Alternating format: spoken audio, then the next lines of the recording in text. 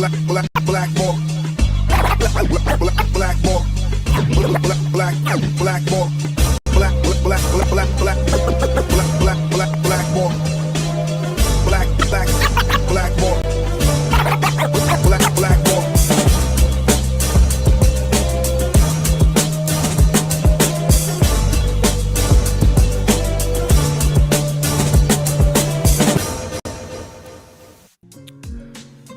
is up, everybody? My name is James D. Fiore, and this is Blackballed.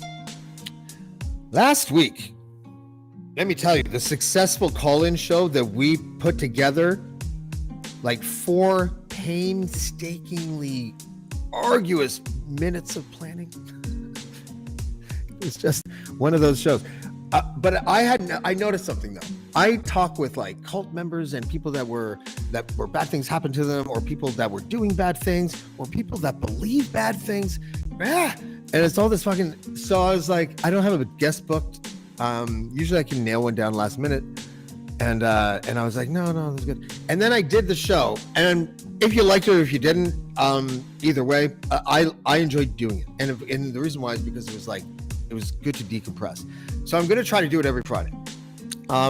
And with me is a person at the Dean Blundell Network who has become invaluable to his contribution to the team.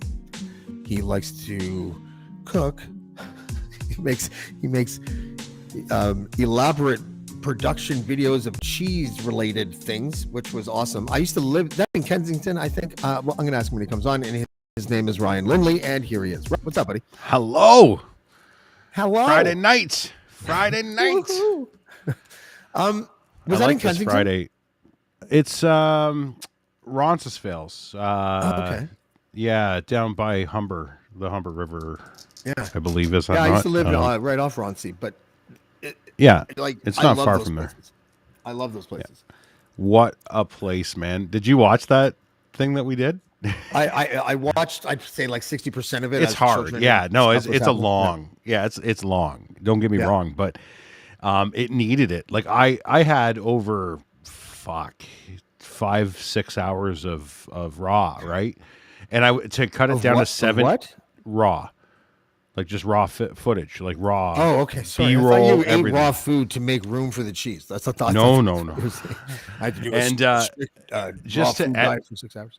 To edit that down was insane because there were so many. Like, he's such a good camera guy. Like, he's such a good on-camera persona, right? That's why they gave him a show on fucking Food Network. It was, and everything that came out of his mouth was pure gold.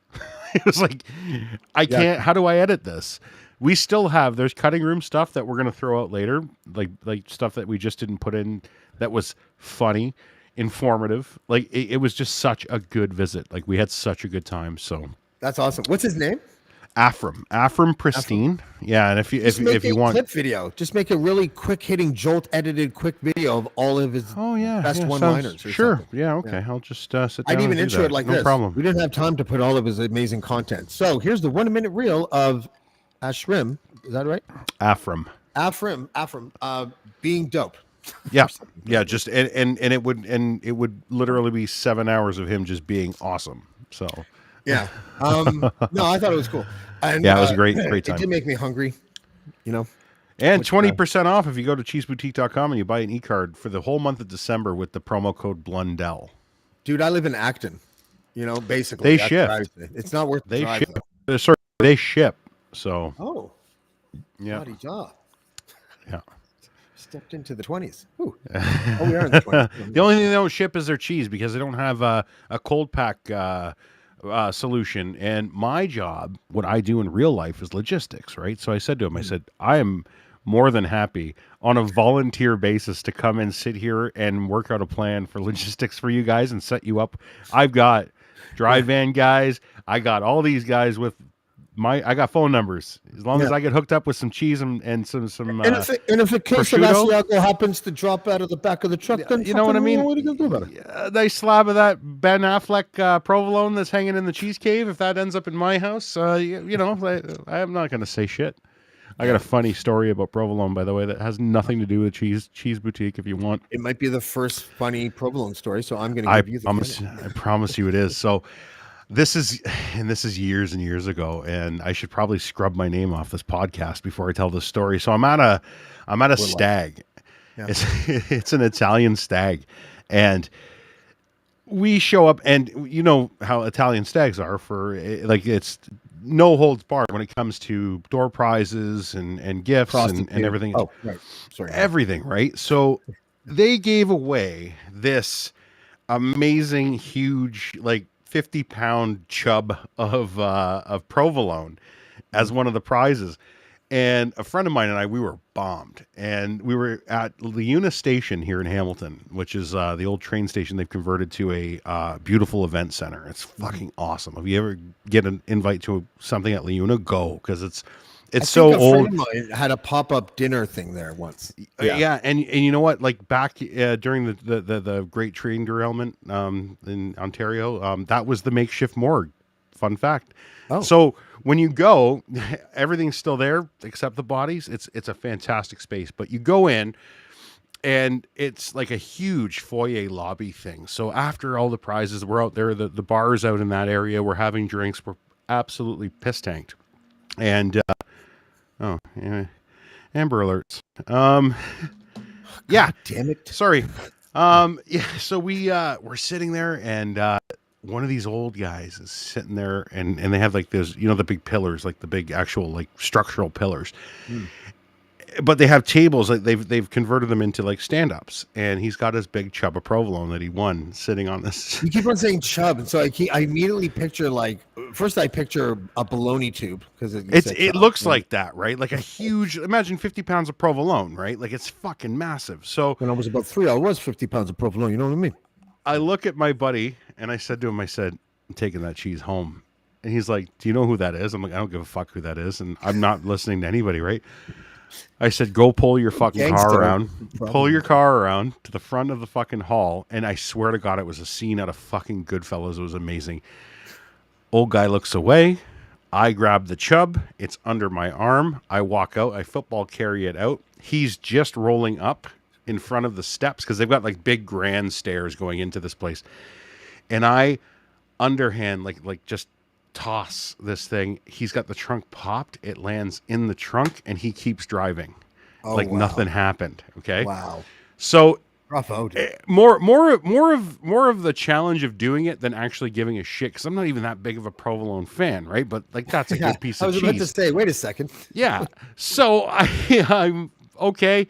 We have fun. He goes, he fucking parks his car, comes back in. We're pissing ourselves laughing. Again, we're 3 sheets to the wind.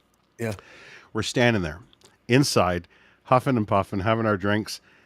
And don't we hear the old man? And the old man, I will never forget these fucking words. I will never forget it. Minga, if I find who takes my fucking cheese, I'm gonna rip his ribs right out of his chest, is what he said. And I'll never forget it. I'll never, ever forget it. It was the funniest fucking thing I've ever, and still to this day, this is the first time I've ever publicly talked. It's been 20 years. The guy's dead. Hopefully his grandson's not watching, but once I found out who he was, you got to remember. They're not ninjas, because that vengeance goes through generations, right? You got to remember, I'm from Hamilton. So now... Oh, I remember. Once I find out who he was, I'm like, oh shit, I stole his cheese. Fuck, right? Now I can't. There's nothing you can do. So anyway, there is no cheese. Good time. There is no cheese anymore. I'm gonna rip his ribs right out of his chest. It was the best. It was so good. Sorry, I didn't mean to hijack, but that's my favorite. No, that's cheese actually story that's I prefer it. I'm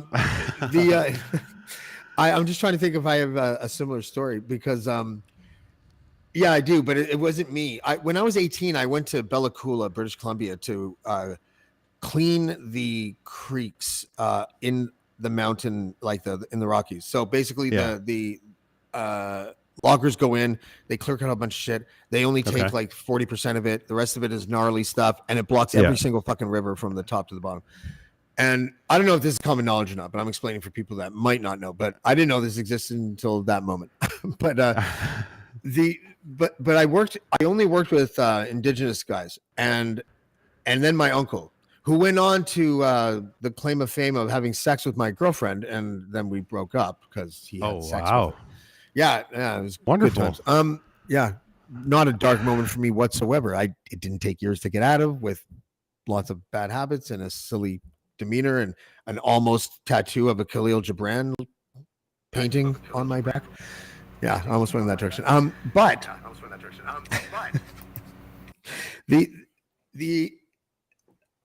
the main, oh fuck, I lost my train of thought because I thought of my uncle. Damn. Oh no. Okay, so I'm working with these guys at nighttime. We're at camp and it's right in the bay, and we're sitting there on the dock, and this kind of like I don't know where. I think he might have been from Seattle.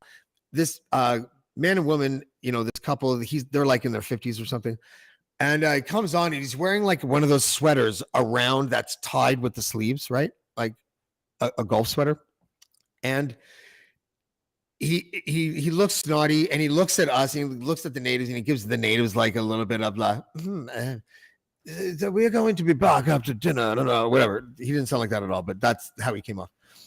And and he's got a cage with like 25 snow crabs. And so they leave, and as soon as they get up over the hill where the horizon just dipped his head, and then he's on the other side, the natives like got in sync almost. They were like the NASCAR guys getting the tires, right? Like they were so up and over, and then and then we ate like snow crabs for like an hour and a half or something, and they were really, really fucking good, right? And we're all sitting there like when they get back to their boat, we're all on the deck. And we're like, sitting like Al Bundy with our hand in a thing. Our tummies all sticking out, right? And then he walks in, and there were like 3. We left him 3, right? Yeah. And he looks back. He's like, "Would you happen to know what happened to all crabs?" And the main indigenous guy was like, "No, but you don't want to leave him around here either. Did you? Why did you leave them around here?" And meanwhile, he's picking his teeth with the toothpick. like the crab that he had eaten like a half an hour earlier. I don't know why that reminded me of that story, but it's a funny place out west. When you work with indigenous dudes, like eventually they'll, like they did with me, they first are like, I don't know about this guy. For like 2 days it's like that, and then the third day someone will like someone busted my balls, and I just laughed and busted his balls back, and so okay, you're down, right? So and it's kind of like that. You're not always totally down because you're not native, and that's probably the way it should be, right? But like, it was dope that just listening to them. They're all wearing Cleveland Indian hats, right? and I was like, and I looked at it, and even back then it was like the 1994. I'm like, is it okay? Like these hats, and he's just like, we don't care. We honestly don't care. We don't want someone to call me a stupid, dumb Indian or something like that. But if they say it because that's what they've always said, and if this baseball team is, I don't care. And they kind of own it, like the N-word, but not probably even close to being as bad. But like, you know what I mean? They just own it, right? Like, and I find it interesting. Yeah. And that's my tangent. But the only experience I had working with the man who later had sex with my. On that note, hi, Mary-Anne. Oh, why am I? I didn't do it. Apparently, Ryan is producing the show. I didn't know you were in. I'm also sorry, Ryan. By the way, I'm sorry. I don't have my mic up. I just put my laptop up, so it's not that. Now I don't even know where to start. Yeah. Well, hold on a second. I don't even know how to start this. Let me just say then. I mean, like. Just kidding. just boot me out. I had so many microphone jokes, and then I said to Ryan, I'm like, dude, maybe I don't want to do any microphone jokes. Maybe That's I just want to be that guy. And then you show up with no microphone. I think that means that we're in simpatico for the show. I think that's what that means. Yeah, I'm sorry I ruined it for you. Oh, it's all right. Oh, it's okay. It's fine. Yeah, Lance has put me on top. Oh yeah. Yeah, I caught that conversation the other day. Did you listen to that conversation? It was very good. The host always goes where I am right now. So if you want a little inkling into what I like, there you go. Whoa. Yes. Mary-Anne's In control. So you just tell me what came from a just tell me what you Christmas want out of party. this show, Mary-Anne. That's all, and I'll give it to you. Thanks, James. Yeah, I was just at my gym Christmas party. Yeah, my kettlebell gym. They So do I thought that? so I got a little fancy. I'm wearing like I call this look hot Santa. Hot Santa. Hot Santa because I'm wearing. You can't Is see that velvet? Yeah, it's a velvet blazer, and I'm wearing fake leather leggings. So I'm calling it. It's called. I call it Hot Santa. So. Hot It could have Santa. I also like it. been the server outfit for the Spaghetti Factory in Toronto. Because remember the curtains there, Ryan? They were all velvety. They were all velvet. Yeah. Well, I'm sorry, they had really good taste. No, they were. Mary, you look like the Spaghetti Factory. Thanks, appreciate that. I didn't say you look like the actual Spaghetti Factory. I said you look like a server that works there because their attire matches the velvety drapes that they have flowing gloriously from ceiling to floor. Because it doesn't have the motif that matches the name. Okay. Yeah, Mary-Anne, welcome to the show. Did you ever work or buy old uniforms from the Spaghetti Factory and Value Village? Yeah, I wanted to. You sent me a nice little note, so I thought I would stop by. And I'm so glad. I missed you this week. I missed you this week too. It sucked. We had. Where were you? I work every other week. I've got that 9 to 5 gig that I can't, that adult real job. I can't actually be on the show usually. So I was sick 2 days this week though. What'd you have? We think it's the flu. Ashley's got it too, and it's kicked both of our asses pretty hard. So yeah, I don't know. I'm coming out of it. I had a bit of a shitty time the last 2 days. Yeah. But Ashley's still not doing so hot. That's why she's only hanging out in the comments. She's not coming into the show tonight. So I'm sorry. Yeah. So but it's had a rough few months, eh? You've had it's a thing when you work with old people in long-term care. Yeah, thanks. All right. That's better. Fuck. God, that guy's annoying. I have no idea who he thinks he is showing up here in the Mary-Anne show. Button bits. Yeah. I missed you this week because Locke started the show hot. Like he came out hot. To be fair, I will defend Locke and say he was being himself. Oh, sorry. James, maybe you didn't hear this, James, but I'll tell the story. I did hear it. Yeah. Go ahead. You hear it, but I'll tell the story. Do it. Just but behind the scenes, so generally speaking, the guest is in the bottom corner. Can you bring all three of us back up so I can describe it? Yeah, this really fucks her up. She hates being isolated. I also hate being isolated. Yeah. So first of all, I was in the bottom, and Dean had swapped me to the bottom. I'm like, why can't? Are you using these little keywords on purpose? Are you? Yeah. And I'm like, why can't I? I'm like, I want to be on top. And Dean just has a smirk on his face because what's Dean. funny? Dean is almost the most. I can't believe I'm saying this out loud, but Dean is actually the most appropriate one. He always is. Yeah, he's always the most. Including me. I say some shit that sometimes gets a little line crossy. If I could just interject for a second, I think Dean is best behaved with women guests. Absolutely, that's what it is. Yeah, he keeps us in check. Yeah, and we respect each other, and so he's good to me. But Locke on the other. So I don't have any experience with Lachlan not respecting me, so not at all. So Locke loves James. I love Locke, and I'm realizing how much we're alike, and we're slowly. I like that. I think he's warming up to me more and more, which is wonderful, and we're building something nice. But behind this, I was like, oh, why can't I be on top? And Locke's like, which way do you like? He's like, so which way do you like it? I was like, what? Do you achieve orgasm when you're on top, Mary-Anne? like what? I was pretty much it. Yeah. I was like, what? So anyway, so I brought it on the show, and then he threw me under the bus, and it was like, well, you say you like to be on show anyway. So there's a promo about it. But I was like, I'm like, if this was like a real workplace, you would not. Yeah. Thanks a lot, John Derringer. Yeah. That's like 2023. In 2023, that's like nice tits. Like, you know what I mean? Like, you can't ask. Why don't you get me a coffee and come on? Yeah. But he knows that I think we're cordial, and I think that, as Dean said, I'm one of the guys, so you guys can just I don't know. I don't like that term when it comes to it, and it's funny. Like I used to not bother me, but now it bothers me to sit. You're just one of the group. You just fit in with us so well, is what I think is the actual thing. Yeah. Also, it's a spectrum, so it's tough to know what to say.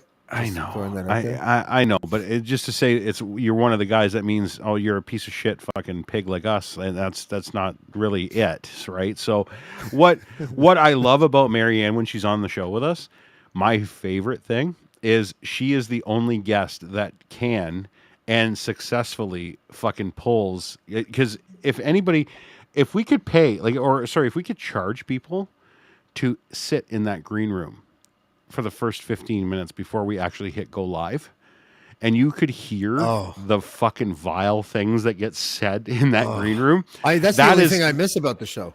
That's a show in within itself, right? So like, I think we should auction off like a seat, like a green room seat every once in a while. If you guys want to come just sit in the green room and listen to how the conversation before the show goes. But Mary-Anne is the only guest that I've ever seen that successfully pulls the green room chat into the live show. And you watch us squirm to try to like make it PC enough to put it on, even though our show is not very PC, but it's we to make it on air friendly.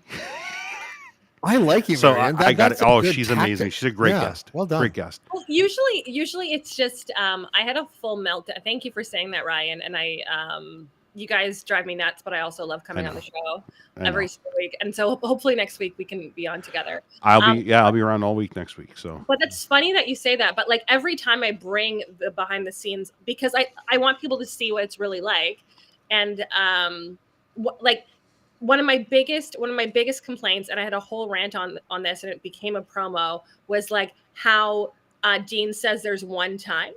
He's like, okay, like 4:00 this afternoon. Can't wait to see you. I'm like, cool. 3:00. He's like, all right, here's the link. See you in a few minutes. I'm like, yeah. Every time.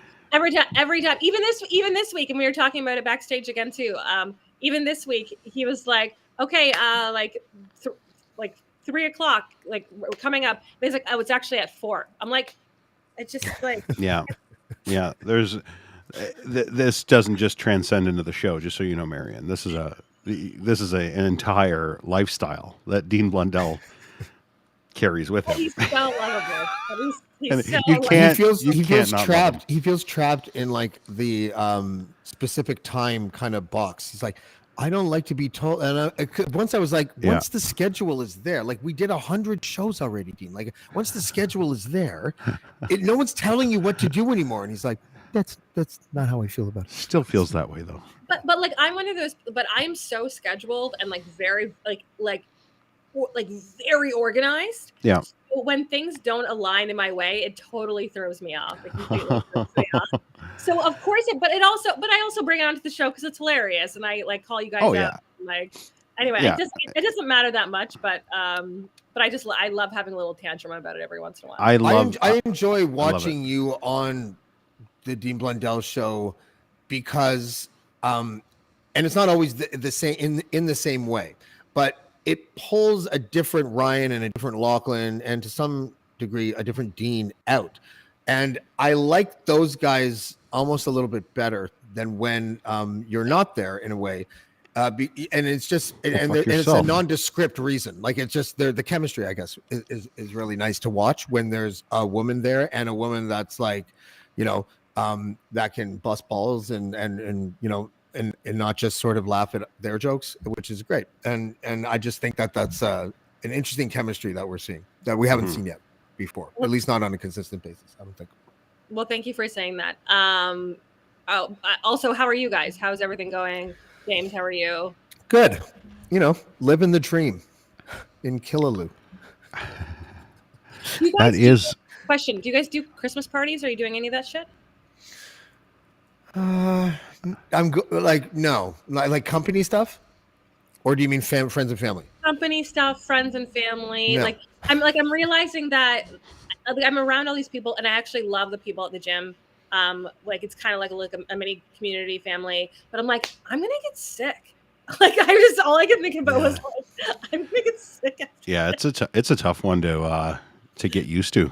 thinking that, oh, am I here? And like I went to the mall for the first time in 2 years this week and got sick. Like Yeah. literally, like last weekend. We were there. We were there for no more than 30 minutes, and we both came out with probably the worst flu Ashley's ever had. And I was pretty goddamn sick for the last 2 days too. So, yeah. Yeah, I came back sick from Toronto for second time being in Toronto in like 3 years after living there for 25 years or whatever. And I, first of all, when you live in Toronto like your whole life basically, because until I was 20, I lived in the suburbs and then downtown for 25 years, and then I moved up here. A little bit less, not 20 years. So I moved up here 5 years ago or 6 years ago. Yeah. And now I hadn't been in like I've been once in 3 years or something, and I went back. And the thing that I noticed that I had never noticed in real life before was the like dystopian amount of advertising that you notice when you're out of the city for that long of a time and then go back again. Because I see the same fucking billboard for like the Dairy Freeze restaurant in Barry's Bay, like, and it's like rusty or the paint sucks or something, like, and it's like, oh, good old billboard, you'll never change, you know, like it's but now like they change because they're digital, and like you do a 360 and you literally look at like 180 ads or something. Like it is weird when you're out of that sort of vibe for a long time. So that I noticed, and then I got sick when I got back too. Yeah, and it felt I remember thinking on the subway, yeah, there's probably a droplet coming into my ear or something right now, like, you know, I don't know, I don't want to turn into you know, a hypochondriac or anything, but it is. You're definitely more hyper aware now. When I walk down the street in Toronto now and someone walks by me, I like, without them sort of noticing, almost like the pressure of the airplane twisty knob thing, I'm like, so that if there's any droplets, it will just be hopefully blown away. Like, and I'm shocked that you actually knew the technical term for the airplane twisty knob thing. That's pretty. Yeah, well, you know, it's the airplane twisty knob conglomerate out of Tokyo that we all know and love, right? Yeah, I remember the only time I got COVID was only a few months ago. I went to a voiceover conference in downtown Toronto, and was around a bunch of people. Everyone's loud, and I'm like, oh, this is so great. And I got COVID. I was like, of course I did. Like the one time I wanted to have fun in the last like 2 years, right? Or do something social or do something. But at this point, I'm at a point where like I don't want to get sick. Like, first of all, it's not great. It's not great for you. But also, like, I don't want to get sick because then I lose money. I'm self-employed, right? And I can't talk. Yeah. Like, that's how I look at it, is then I can't. I just don't want to get sick. But like every person I know who has children right now, like their children are sick or very, very sick. Or my children are sick. Are they really? James? Yeah, 8 and 6. Yeah. Okay. Question. Okay. Like, I don't want to get too sciencey on this, but like you guys would know because you came to the right place, because I'm not. Did you say we know because we're parents? I'm asking you because you're parents. That like this. Well, I'm asking you your name would suggest that you're a parent as well. Mary-Anne. Mommy 69. Right. Yeah. Is that how you delivered? That's a whole other story. I'm asking this question because you guys are parents, but do you find that post-COVID? Like it's almost like I don't want to say the media, but like there's so much sickness going around. CHEO, the hospital here in Ottawa, is having a lot of issues. I don't know in Toronto if it's the same. Same everywhere, yeah. Is it worse? Is it worse now, or has it always been the same? It's more hyped up now post COVID. What do you think? You mean the hospitals? Sorry, go ahead. No, I mean the kids being sick, or are they just like always sick and it just happened? Oh, they're always sick. James knows this. Yeah. Is it, well, mine's a little bit of a tough, like it wouldn't figure into the final data table for this probably, because the school that my kids go to is really small.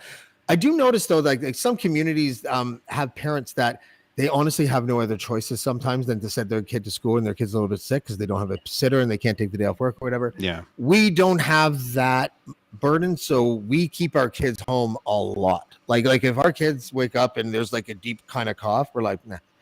You know, and we're just doing that because we don't want to sort of add to the petri dish of stuff, because it's, you know, they said it was going to be a tough year because the flu numbers are all back up and everything. And, you know, I don't know if I don't even want to talk about masks. I find masks like talking about Israel. Like it's just, Yeah. it's just really hard to have that conversation for some reason. I don't mind wearing masks. It's funny because I work at a library. I'm an assistant librarian like 2 or 3 times a week. Okay. And it is that type of environment. I'm still like programmed from the beginning of the pandemic when I feel like that plexiglass that the library ordered is basically my mask. It's all I need, baby. The fucking government said that this plexiglass is making sure that COVID doesn't get in me, and therefore I have the placebo effect of thinking I'm protected, and I don't care. But I work with funny how Penny strong sometimes. that really is. There's a lady named Penny that I work with sometimes who's been at the library for like 40 years. Yeah. And she's like, James, are you going to wear your mask? And I'm like, Penny, we're behind the government instituted line for where you don't have to wear a mask. So I'm not going to wear one on this side. And then I put a mask on because you don't want to fuck around with Penny. Like, yeah, don't fuck with Penny. No, really. But yeah, but to answer your question, I think I always thought it was a little bit overhyped. Or maybe the style of hype.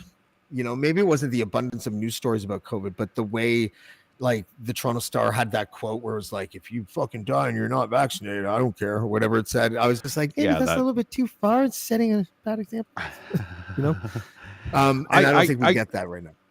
I think to answer your question, Mary-Anne, I don't think anything's different other than the amount of illness and the severity of both the RSV and the flu right now. And that's kind of what we're seeing. And I think that's what the hospitals are all seeing. Like I've heard directors of care for all of these children's hospitals, like Mac, they were talking about, there was one kid that was about to get airlifted to Buffalo because they couldn't get a bed for them here.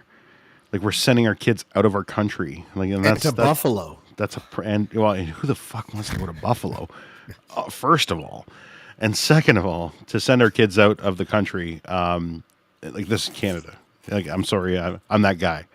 This is Canada. That's unacceptable. Like in this country, I look at, and I'll even be that douche. I look at my deductions on my paycheck every 2 weeks, and I look at it and I go, "That's a lot of money. That's a lot of money they're taking," and I can't get a kid with the flu into a hospital to get checked by a doctor. There's kids dying on the floor at Lakeridge Health in Oshawa this week. A 2-year-old coded on the floor and died on the floor. What kind of and sure, doesn't matter what the kid had. What kind of dignity is it we're letting children die on floors of hospitals in Canada? So yeah, it's a problem. Yeah. Like we're in a fucking crisis in this country. Not just Ontario. This is coast to coast right now. So what are the death numbers like right now? I honestly have no idea. I haven't really dove into it. I know in the UK, the last count was 8 children died of strep A. Strep. We're dying of strep. What year is this? Oh, is this 1830? We're dying of strep now again. Like in this world because of broken social healthcare systems, right? So I'm not saying social medicine is bad. I'm just saying social medicine, the way it is run, is very fucking bad. And it can be fixed because we're not a poor country. We're not a poor nation. We have money to fix this. Instead, we're bickering about roads and fucking. I'm not going to get this. This is supposed to be Friday Fun Show. It's not. I'm having fun listening to you. I'm hoping that you cry for ratings and stuff. Like I just want to. It's coming. Also, James. Total side note. Speaking of ratings, you have really great numbers. I have backdoor access to. Oh yeah. Oh, that's right. You. I can't believe you went through my. What do you have? Hashtag mommy69. Say that again. I say I have backdoor access. Can you say it slowly? Yeah. Without consent, Ryan. Where's that microphone? Get that microphone. Look at the double standard, man. Should I leave mommy? I'm gonna go. I'm gonna take my makeup off and go to bed soon. But should I leave mommy 69 as a permanent? I think it would raise more questions than answers, but you should. Yeah, absolutely. If you're asking, how about you change it to pregnant mommy 69? Oh no! Oh wait, it's not about. Okay, I thought it was a character. I didn't know it was about you. No, it's not about your fetish. It's about Mary-Anne's name on the thing. That's I think it would. It would raise as a friend, I would say no, but as a broadcaster, I would say, fuck yeah, leave that alone. Ashley says it's a handle now. That's right. Marianne, I would just like to say that I personally, I don't know about Ryan, didn't even realize you were wearing any makeup. So I would just like to tell you that. Because my lips are naturally this red. Well, lips aren't makeup. Lipstick is makeup. Really? She has a blood pressure regulation issue. I can't believe you brought that up on the air. That's crazy. What? Oh, that's from co-hosting with you guys. I got it. That's right. I think, isn't it? Yeah. Enjoy your beverages, sirs. And James doesn't drink. I'm the only one. I'm drinking for 2. Sir, thank you for having enjoy your beverage. Thank you. It's apple juice. I'm trying to be more social and be more Christmassy, so I'm going to cut a tree down with a friend tomorrow morning. Oh, good for you. Christmas. So. You could put it beside the Lexington steel microphone that you have and see which one is longer, right? Because it's so big. It's such don't go ghost this weekend though. I gotta talk to you about a few things. So make sure we stay in touch. No, it's good things. I need some advice, and yeah, I think you ghosted me last time, so I'm calling you out publicly. Did I ghost you? This is riveting. I can't wait to tell you about it. What did I ghost you? I'm going to tell James about it when you leave. It'll be great. Don't worry about it. No, just you don't go now. I'm just kidding. I'm like racking my brain with. I'm like, when did I ghost this guy? Look at the Marianne, DMs you feel free to hijack anytime you want. If you take off your makeup and it's like half off, and you're like, well, fuck you, Ryan. I'm coming back. Barge right back in. I'm looking forward. I love giving advice, solicited advice. It's going to be solicited advice because you're a pro at what I was asking advice on. So I need to talk to you this weekend. Okay. Yes. DM me. I will not ghost. Looking forward to chatting. Bye, All right, guys. cool. Yeah, looking Have a forward good night. Merry Christmas, hot Santa. Thank you. Santa. See you later. So I love her. She's my favorite. What's the advice? No. It's actually, I don't even think we can talk about it on the air yet. You know, I'm going to give a little tip for you, and I give this to everybody that does what you just did. Okay, if you can't talk about something, don't mention the thing exists in the first place. No, you do. You do, No. Especially when you're trying to tease things, which may or may not be announced in the next couple of weeks. Is this something that I'm involved with? Oh, yeah. Oh, I'm glad to know I'm doing things. Jen Waddell asks, is Ryan going outside? No, Ryan's not going anywhere near outside until like fucking May, so don't worry about it. Oh, you're one of those guys? I don't like winter all that much either. I fucking hate it. Oh, I hate it. But I don't like hot tropical weather either. I just don't like an abundance of coldness and a lot of snow. I don't mind snow, but like I don't like the kind where it's just like going sideways and you shouldn't have worn those shoes and trying to light a cigarette or something. Yeah, everything just sucks in the cold. Like everything sucks in the cold and everything sucks in the like, except for hot tubs. Hot tubs are good in the cold. Yeah, that's true. I do actually like a good soak in a bacterial frap in the winter. It's not bad. In the summer, I won't go anywhere near them because it's gross. What's the point? If it smells like soup, don't go in the hot tub, guys. Yeah. If you see that foamy shit, I love when people try to. Oh, it's just the detergent from my clothes. Don't worry. Stan always wears his boots in the hot tub. It's gonna be fine. I want you guys to all shut the hot tub off and take a paper towel and just skim the top of it, and then look at the paper towel and you tell me it was just the detergent from the swim trunks.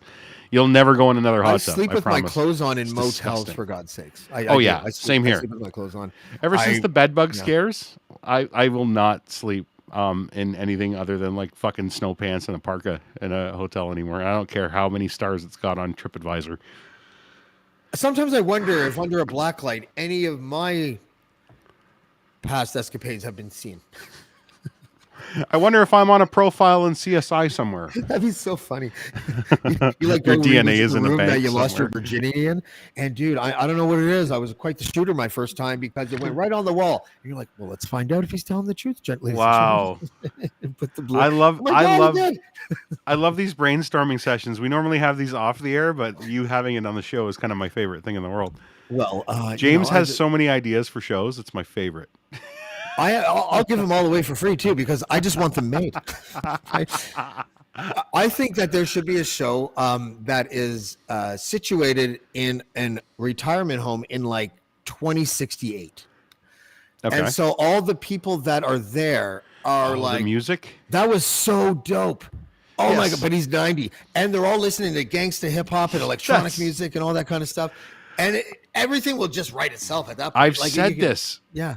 No, I've said you this. haven't. I said this. I said this a long fucking time ago. Okay. My wife Let's not works get in into this. long-term care, and I said to her, I said, you like, she comes home with playlists of like Frank Sinatra, Dean Martin, Louis Armstrong, like all that kind of stuff, which I love. Don't get me wrong. I'm a fucking huge fan of all that stuff. But I said, does anybody ever listen to gangster rap? And she, at the first place she ever worked with when we were together, there was somebody there that did like rap, and I thought that's awesome, right? And then I thought, and then it was just so funny. it was just so sad because, wow, you're in a home where you can't leave, and you're young enough to be listening to this, and it is it brings you right down. But I can't wait for the day that somebody said, like the other day I heard somebody refer to all the tattoos. No. Oh yeah, the tattoos. Oh fuck, I didn't even think of that. That's really funny. Tattoos. Oh my God. Yeah. But I'm listening to somebody talk about classic rock, and they said who was the band, and it floored me because like I've heard Tragically Hip and this and that, and it's like, yeah, okay, I get it, but it was somebody that was sort of recent. I thought in my brain. It was like something really dumb, like somebody that's not even rock, like Hootie and the Blowfishy. You know what I mean? Like that kind of What did that person do? They were on the radio referred to it as classic rock. Referred to what specifically? Just like a song from the 2000s or the late 90s to 2000s as classic rock, which in my brain it's fused in there that classic rock is Led Zeppelin, Pink Floyd, the Doors. That's classic rock. But then I forget. There's no point in calling anything that's 25 years old classic rock, or you know what I mean? Like that. Yeah. That is silly. Classic is a genre. Classic. It was rock Nirvana. Is a genre. That's what it was. Somebody said Nirvana. They referred to Nirvana as classic alternative. It's grunge alternative, or whatever, right? Like They it's said like, classic, but they used the word classic, and that offended me. yeah. Well, I read something about this like a year ago. I don't remember what article it was, but it was this exact conversation. And I think what it said, and someone, if they want to do a Google search and correct me if I'm wrong, but it was something like some people define classic rock as an era and a genre specific to an era, and other people just define it as anything that's 25 years. Yeah, I heard 25 to 30 years is usually, it's kind of like a car. You can get a classic car plate after like, I think it's 30 years in Ontario or 25 years in Ontario. And they treat rock the same way. It's the same when you turn a classic rock station on in Ontario and you hear Nirvana, and it actually breaks my heart a little bit. Yeah. But they do still play the classics, like the actual classics, right? So it's I don't like but it's weird that we always have to put them in a box too, right? Like a heart like I used to get so annoyed at actually in which is funny because it actually makes the most sense. Electronic music, when I sort of fell into that scene, it was first of all, I didn't realize how massive it was. I didn't realize how much these fucking guys got paid. I have a friend that's into it. That DJs we paid Tiesto in 1999. We paid Tiesto like $21,000 or something like that, and then we booked him the next year for like 50, and then the next year we're like, we'll give you 60. He was like booking shows for like 300 grand. And, you know what I mean? And it was just, dude, some of these guys made like $30 million a year. The draw, and I just don't like, and I get it. Like it's not my thing, just like my thing is not their thing, right? But the draw that, because everybody's, music is dead. Music is dead. Maybe to you, but to the consumer, I'm telling you, man, music is alive. It may not be to your taste, but and I mean in business sense, it's alive. It's alive and thriving. And it's no longer on record sales because of the internet. It's now on live shows. And that's when you get these DJs that are making this fucking skids of money, like brink trucks full of money just to show up at some club and play and talk into a microphone for a couple hours and then walk away. And like these people DJ are Khaled? paying. Are you talking about people like him? Oh, Yeah, didn't I he can't just stand he him, just, he honestly. just said I he was a sex symbol the other day. I fucking died when I heard that. He actually referred to himself as a sex symbol. I think he meant offender, didn't he? Oh, like a symbol, like a warning symbol. Yeah, that's a warning label. That's right. Hold on. So, look, I'm going to pivot for a second. We can come back onto anything because I just wanted to, for people that didn't see the David Wallace thing that I did the last time. Oh, yeah. I'm getting sued. And I'm not going to stay on this for long at all because it's really a libel notice. And they want me to do a couple of things. They want me to, hold on, let me just find it because I want to get the wording correctly so I don't get sued again. They Did you just hijack your own show? They want me to issue an apology, and I'll read the apology in a second. And they actually said that they wanted that we anticipate receiving instructions to commence litigation to recover damages if we do not hear back from you by 4 days. And they said that they want me to delete the defamatory podcasts, because I guess there's more than one, and post the following retraction on my podcast for 30 days, mind you. Okay. Thanks. I don't know how well you know me, but apologies are not really my thing. Unless I did something that offended men that don't know how to communicate, then I just say sorry, right? That's the way I work. But this, and those who know me will know that there is one part of this that makes it a deal breaker. But this is what they want me to say. So this is me now saying this, if they had their way. In previous episodes of the Blackballed podcast, I have made several false and defamatory comments about the Wenzel family, implicating them in a scheme to entrap former Calgary Mayor Naheed Nenshi. In these podcasts, I have also given a platform to David Wallace to perpetuate these unfounded claims. I've removed the podcasts that contain these statements. Now, I was actually like, let me just try to see it from their perspective. Okay, that's their position. And then they said platform. And I was like, no, fuck you. It's James's trigger word. I'd rather pay $1 million. Really would. Again. Sir, did you give a platform to this hateful con artist? I'm sorry, or what, Your Honor? I don't know what the fuck that is. And I would serve them the settlement on a platform. Yeah, in nickels, like rolled nickels, Legal tender, bitch. That's right. I don't know how, and again, I'm never one to give unsolicited advice, and I don't know anything about how libel works. Just on a periphery, I understand it, but I thought the benchmark was if it's provable, it's not libel. Well, if you have witnesses and they're willing to testify, it's not libel. I don't know. And you say the word allegedly, you're okay. I literally made up a song today and I just called it allegedly because allegedly was in the hook. Yeah, I know. I memorized it like you told me. Oh, well, congratulations! You're the recipient of a pound of mushrooms. I've never heard somebody talk that fast. I did a quick track today and I sent it to Ryan, and it's kind of fast. I guess it's a little fast. Yeah. And so I'm like, Ryan, if you can memorize this before showtime, and it was like 7:00. I'll give you a pound of shrooms. And you just sent me like a beautiful mind kind of clip with all these math figures going on. But yeah, what were we talking about before that? I think we were dementia. We were just shooting the shit, and I had some funny things I brought with me. Oh, yes. And this is something that I saw today that I thought you would fucking absolutely love. And if you're struggling to and what did I hear you earlier? Were you laughing at me for using the word rap? Should it be hip hop? Oh, I was definitely. Well, not if you say it like that. No. Should it be hip hop? Hip hop? Hippity hop? How should I say it, James?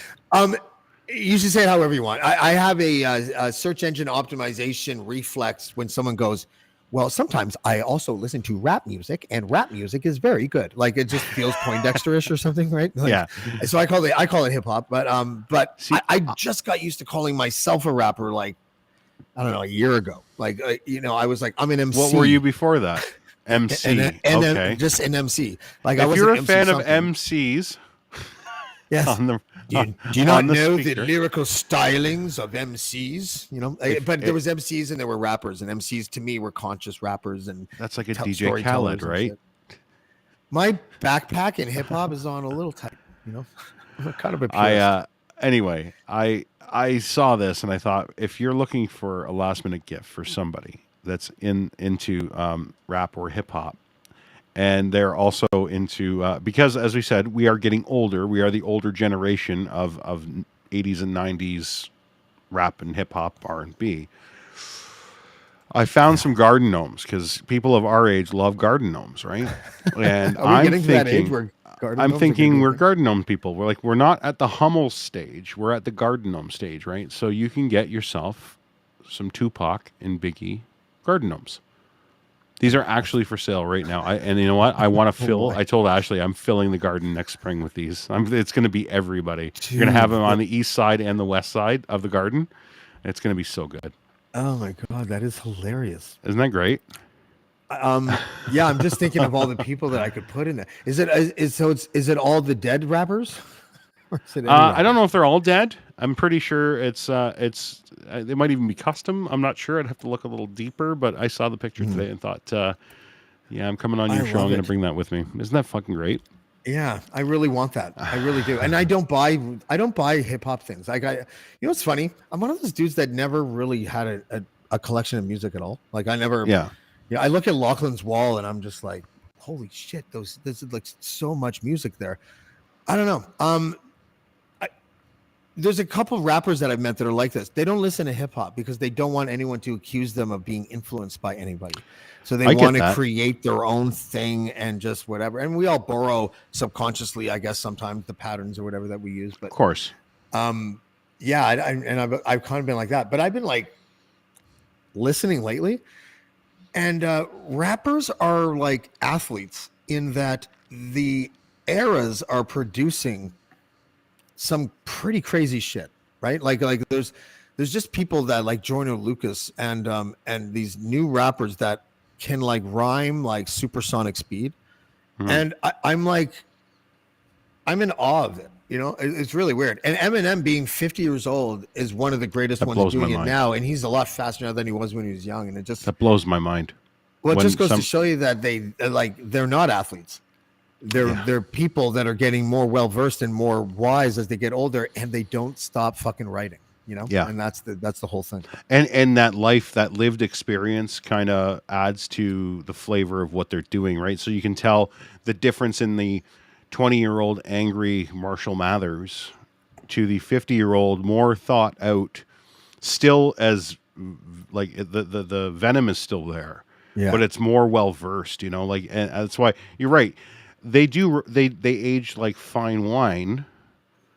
When it comes to quality, like the quality of what they put out. And that's why I mourn the loss of guys like Tupac. Tupac was a fucking absolute genius. And Biggie, they would have been great in their as older guys doing what they're doing. I think like Snoop, I don't know about Snoop. That's the one that I kind of, yeah, Snoop kind of just, I love him just because he is who he is. It's not, it used to be for the lyrics. It's no longer that way because he's not really doing much, right? So Well, he was never really about like he's like the Gene Simmons of rap. He's just out selling everything now. No, he was like just like really, he was like a cool cat. And like his cadence was really interesting and all that. He wasn't like this dope lyricist, although his old shit was like, Crete with me as I roll through the hood, maniac, lunatic, call me Snoop Eastwood or whatever. Like that stuff was good. But then you found out later on, I think that was written by Jay-Z. Yeah. Right. So it's like, yeah. But yeah, he's one of the guys that his longevity as a rapper is like is crazy. You know, like he's been around for like 30 years or something like that. But yeah, there's I'm one of those guys that thinks that Tupac, the best shit that was released was posthumously. You know? Yeah, of course. And it wasn't. I didn't find it all like when he was still alive. I didn't get sucked into the West Coast East Coast thing. Yeah, but I kind of organically just was like, I like East Coast because I like good lyrics. I don't think West Coast has good lyrics, but I wasn't like a hater. but they're, I wouldn't put Tupac in my top 10 personally. Really, eh? I always thought his lyrics were great. In my opinion. If you were a New York raised hip hop guy, his lyrics were good. They were okay. Yeah. I get you. Okay. That's why I love Biggie. Like he was great. Like the shit that he put out like after he died, and like his tracks. Like I like his sentimental tracks. Mm-hmm. I think that's where he nails it for me. Like like Dear Mama and stuff like that. Yeah. But I don't know. I'm a fan. Me too. And Biggie's not one of the top 5 either. And the reason why is because he put out like 2 albums, like 3 albums, I think. I think it was the story, and it was anything you saw him do live. Whenever you saw him actually do something live was where I would get mesmerized by him, because it was nothing. Is it true nothing was written down for him? It was just turn the mic on and go. Was that a real thing?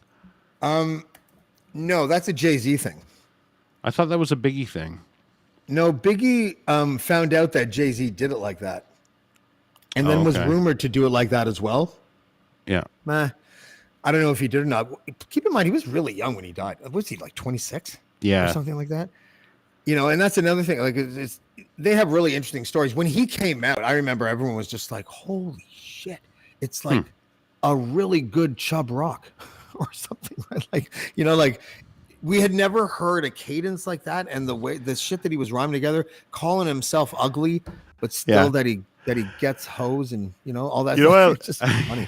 Can I throw it off? It seems like this is what we're doing. We're off tracking everything, right? Yeah. I love. We're doing a show tonight, right? We're just shooting the shit. Like, we didn't even change the title. It still says Lachlan Cross, Ryan Lindley, Scott Trades on my screen. I don't know if you changed it on yours, but I changed it on mine. You just haven't changed your folder. That's why. Yeah, that's what it is. I put Blackballed with Ryan Lindley and Last Minute Randos.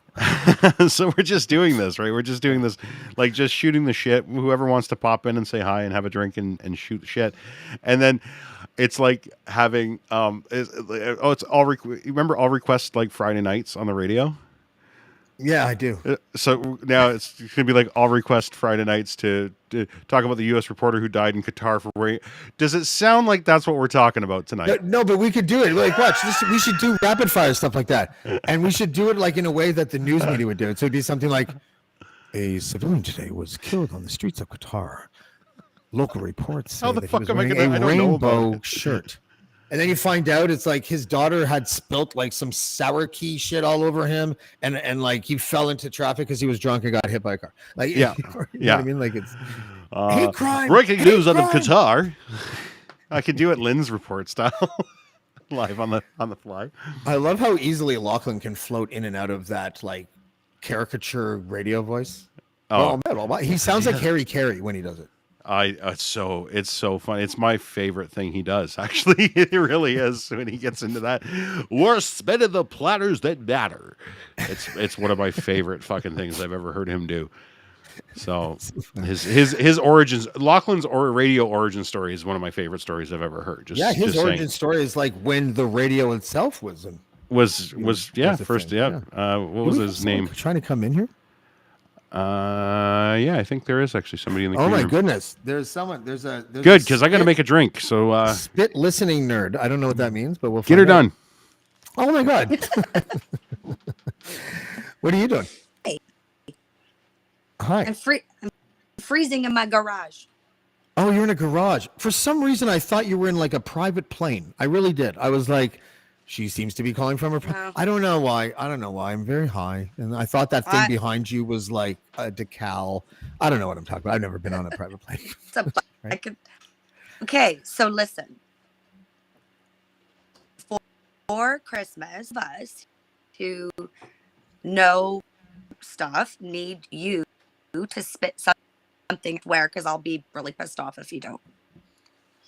You want me to even if it's or whatever the fuck I'm supposed to call it. What's it called? What do you mean on Christmas? Near Christmas? Is that before Christmas? What is for a Christmas present? Right now? For everybody. Yes. You can. That's not a Christmas present for me. That is like a lot of pressure. No, but you know what Hold on. You know what I was doing? Here, I'm gonna compromise with you. I will do that before Christmas, so that everyone can have a Christmas present. But I have loaded. I'm about to actually load up the video for the track that I just recorded. Like I think it was yesterday. And it's kind of an old track, but I revamped it and I made it faster. And I'm gonna play that at the end of the show instead. No. Yeah, well, good luck. Good luck trying to talk me out of something. This would be fun. Do one of the ones you've had for a while, and let everybody know what you can actually do. Because this is crazy nuts. So good at this, you have to do it. I'm not going to do it live. I'm really not, because my kids are asleep downstairs and stuff. You're talking right now. Just do it like a little lower. You don't have to yell. It's going to make for very bad television if we continue to argue about this.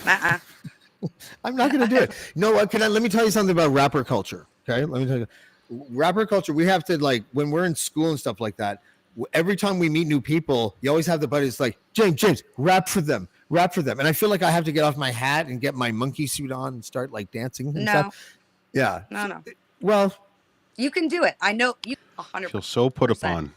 No. But don't do that wife thing where you like it's all about the when now, not the what. And I do say the when. Thing. Do the thing. Just, do it. Oh, wait a minute. Is that Leanne? You can badger me to do it. I'll just. Yes. Oh, hey, Leanne. How are you? Hi, Leanne. I didn't. She's on a private plane. Can't you tell? Oh, yeah. No. I can smoke in here. Okay. 1, 2, 3, do it. Just please do it. Please. All right, I'm going to mute my mic. I almost have to say no now because I can't allow this. Some rando coming on my show and then making demands of me, and I'm like, okay. Plus, you're not wearing the right outfit. Sorry about your luck, Chuck, on that one, but I'm not going to do it. But here's the silver lining. I think this is a good compromise. I agree with you. I want to do it. I am going to do something live before Christmas, but tonight I will, instead of doing nothing, will do the thing I recorded today. It's still me today rapping. Stop talking. Do something. Right? Okay. Yeah. Ashley said so. She's heard it. I heard it too. Just do one verse. That's all. You don't have to do Please. it live. If you have if you actually have an asset for the recording, I'd love to hear it. I'm gonna. Yeah, I do. I have a. Live is better. You know. Well, thanks for calling. Yeah. Hey, thank you for bringing joy to my heart. It's a Christmas season. We are no longer. Sorry, you're caller number 8. We're looking for caller number 9. Yeah. Oh my. But for real though. But for real though, the live thing is definitely a good idea that came from you, and it will happen. But don't get caught up in the when, or we're going to have an impasse that will never go away. It's not the when. You got the what. You just didn't get it right now. This is why we can't start the show at 3 p.m., just so you know. This is the exact same thing. Plus, by the way, he's actually better than Eminem on certain songs. Okay, relax. Just relax. Are you simmer down, Sparky? Are you his mom? I fucking not anymore. He used to be, not anymore. Holy shit, you're talking like his mom. I know. Oh. Can we at least say stepmom? Because there's a category for that at least. Yeah. Called porn. Okay, well, you're not going to sing or not sing. You're not going to sing your show tunes, James? You just sang. James, you're not going to make your show tunes for our friends? I just don't want to do it with all the pressure. Everybody's waiting, James. No.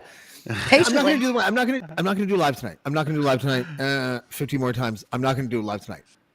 I think you should be like this. You know what? Fine. He took my call, and he's going to do a live performance. It might not be tonight, but to make it up to me, he's going to do the thing he recorded just today, and I'm not demanding. I'll let him do that. I'm not all about the when. Who am I kidding? I'm all about the motherfucking when. How dare you, Leanne, be so demanding? She wanted to assert her feminine power, I think is what was happening there. I'm Leanne, hear me roar. And I'm like, no kidding. Nah, I'm not a roarer. I'm not a roarer. I love you, Leanne. I'm not a good person. You are a medicine girl, and you are like I don't know, flower child and hot. So thank you.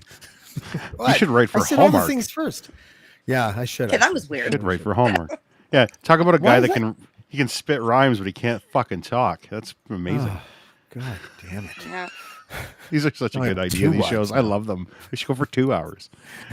Yeah. All right. Well, I got nothing else besides that. So Well, thank you for coming on my show and smacking me around. Any plans for the context weekend, wasn't what I Leanne? was hoping for. no, because I'm sick. Sucks. Yeah, we're all fucking sick. Oh wow! Yeah. You didn't have to prove it. We believe Why you. don't you take an inhaler? Take one right now. Can you take one right now? Take an Have it live inhaler. in the air. Yeah. It's the, Can we put a sponsor sticker on the inhaler? it's the morning zoo. Yeah. We want you about to the Red take Bull can? 9 You got a hits Red on Bull. your inhaler for tickets to Do Bon it now, Jovi. James. Do it now, James. Or yeah. You're only halfway there, Leanne. If you want these tickets to Bon Jovi, you're gonna do 9 hits of that inhaler live on the air. Do it now. Brought to you by Oh, Advair. fair. I'm just kidding. All right. No. Good to see you, Leanne. Leanne, You too. thank you for the idea Yes. that we're definitely going to do and your patience. I appreciate And you that. just should just do like 2 lines right now. It's just 2 lines. Don't threaten me with a. Oh, you mean singing? Like- Oh. Oh, you mean cocaine? I'll do that for you. No, 2 I lines don't mean right now. No. This party's bumping. Anyway, Yeah. right? I've actually Saying. told you that once. I've told you this before. I have said to you, we were in Creemore, we were at that house, and I was like, listen, I'm like, and you weren't asking me to do it. It wasn't about that. I just offered up. I'm like, you know what rappers like sometimes really hate?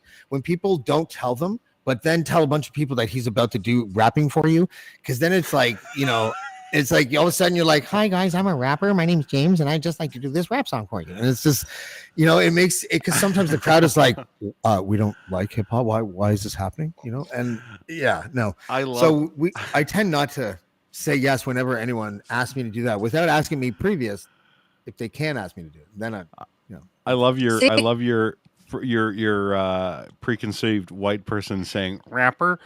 Yes. It's almost like it's a reflex for you when you say the I word used to rapper. do that. I used to hustle like White Men My Can't Jump. favorite. We used to go to parties and I'd wear like Club Monaco sweaters and stuff like that. And like, khakis and like maybe Yeah. fucking boat shoes or whatever. And they'd be like, and I'd be like, hey guys, can I rap too? And they're like, oh God, yeah. Yes, you can, sir. Come right in. They thought, and then I would I would rip shit up. And Yeah, you they were would, like, a shark, a rap there were shark. half the people there still didn't like you though. Like, Yeah, even Now if they- you killed everyone, they'd be like, no, I got played. The Lord filled with Lord Jamars. Short powder played me. Yeah. All right, who's next? Somebody get on here. Yeah, no kidding. Okay. We Yeah, had we'll figure it out. we had some more people showing up in the last one. I hopefully people jump in just to come say hi. You don't even have to turn your camera on. Just come say hi. That's right. If you have bad hair, put on a hat. That's Yeah. right. And if you have a bad idea for James, like Leanne, share it with him. Yeah, and make sure your camera is up and down and not side to side. It's great. That's right. A Oh, little is bit of it? production. Yeah, there you go. Oh, there's the stepmom. Ah, I know. yeah. Now we can see her. Sorry. What's up, All girl? good. All good. Anyway. All right. Okay. Well, have a nice We'll talk soon. night. All right. Peace. Good night, You Leanne. too. Thank you. Take care. Thank you. Yep.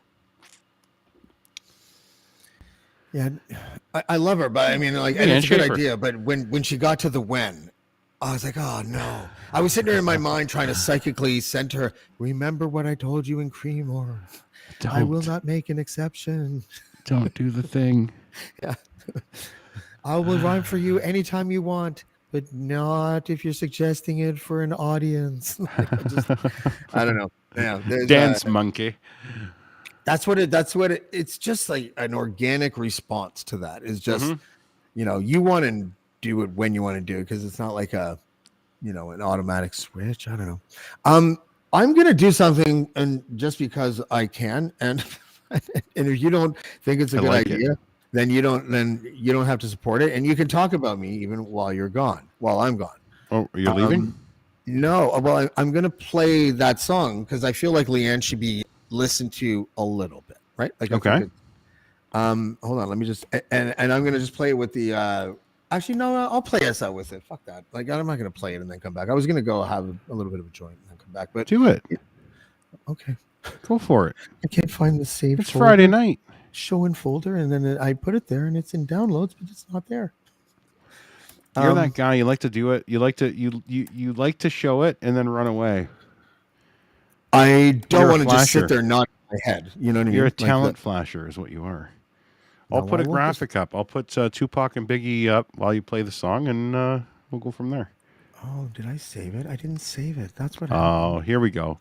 No, I saved it. There it is. Right. So what we're gonna hear is what was it called again? Allegedly. Well, yeah, it used to be called Little Italy. Mm-hmm. And I just called it allegedly because I've been saying that a lot due to the fact that I have David Wallace on the show. Yeah. So sometimes the titles of songs I find like the obvious title, it never works for me. You know, the one that they say in the chorus the most. Like I hate shit like that. I like I like where they take one word out of the song and use that as the title.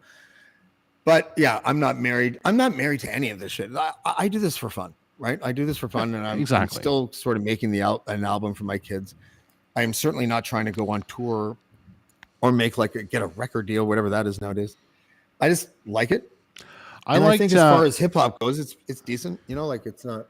I love how when you're talking about yourself, you turtle even more from the camera. You don't look at the camera normally, but when you talk about you can almost turn your chair all the way around because you don't want to look at us when you're telling us nice things about yourself. What does that body language tell you? That tells me you're very, very shy. And I'll tell you why I don't think you're shy. Because I don't think your shyness is it's not warranted. It's because what you gave and you were all mad about the quality, but that song that you had about the Plymouth Brethren Church on the Lynn's Report this week was fucking awesome. That's why I'm like, I'm not even listening to you. I'm putting it on my show because it was so good. Your lyrics are absolutely fucking phenomenal. Like I do shit. I do jingles. I do funny things. I do funny bits. I do, like parody shit. And I think I'm pretty smooth. And then I listen to somebody that actually does an original like you. And I got to tell you, man, hats off, because it's not easy, especially when you're going at like, how many words are in an average song that you write? Do you know? 600, something like that. That's a lot of fucking words in a song. You know what I mean? Dude, I have you do well. I did this thing where like all the rhymes that I could remember, and then every time I write a new one, I add to it. And we're at like 400,000 words or something like that. Jesus, eh? Yeah, just right. And that's what I have memorized. Nice. You know what's weird? The funny thing is about memory, you don't like access it like a computer, like the way that like they always tell your brain's just like a computer. Yeah. It's actually more like a piece of stone or something like that, something you could carve in. Because that weathers as well. Yeah, for me, memory is like for lyrics. First of all, when I write a song, I used to do it like this. I'd write the first line, read it to myself, write the second, read both, write the third, read three, so by the time you got to 16 bars, you've read the thing like 80 times. And so you're almost like memorized it by the time you get there. And now what I do is I wait until the stream of consciousness stops, and that's what I'll write. And sometimes that's one line, sometimes that's 3 or 4 and all this, but that came with age. And but so again, though, by the time you're done writing the verse or the song, you've read the thing over so many times. For me, it's not quite, or sometimes it is, but it's mostly not quite memorized then. And then really when I get the good take is like a week later. That's when the good take comes. Because then I'm just like, I remember how to be myself with the song, you know? Yeah.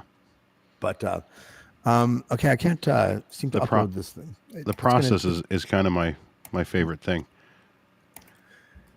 The process of writing? Yeah. Yeah. So you write what do you write? Like what kind of song, what kind of music do you do? No, it's everything I do music wise is all parody. Like everything I do is comedy, right? Like everything is usually give me a topic. Like I did a year's worth for Cruise this year. I did all of a majority of the locker rooms, anything that was skitty was kind of me. All their PSAs for the mosquitoes were me this year. Nice. Yeah, I did some ad runs for their Candle of Sadness fundraiser that they're doing. Candle of Sadness. Well, they've got 3 candles that they hooked up with this Prairie Rose Candle Company to do a fundraiser for the Edmonton Food Bank, and they each got to pick a flavor, if you will, of candle. And Lachlan's was beer. It smells like beer when you light it. Grant's smells like fried chicken, and apparently they smell really good, those two. And then you have Jimmy's Candle of Sadness, and it smells like his apartment. That's so funny. It's hilarious. So, yeah, it was a good time. We have someone trying to get in. Can you deal with that while I try to figure out how to save this? Yeah, we'll just bring him in. See what's going on. Hey, Josh, you there? Make sure your microphone's on. That's the shitty thing about doing it with Restream, isn't it? Yeah. Well, that's what this fancy dancy little board that I just got is going to try and alleviate.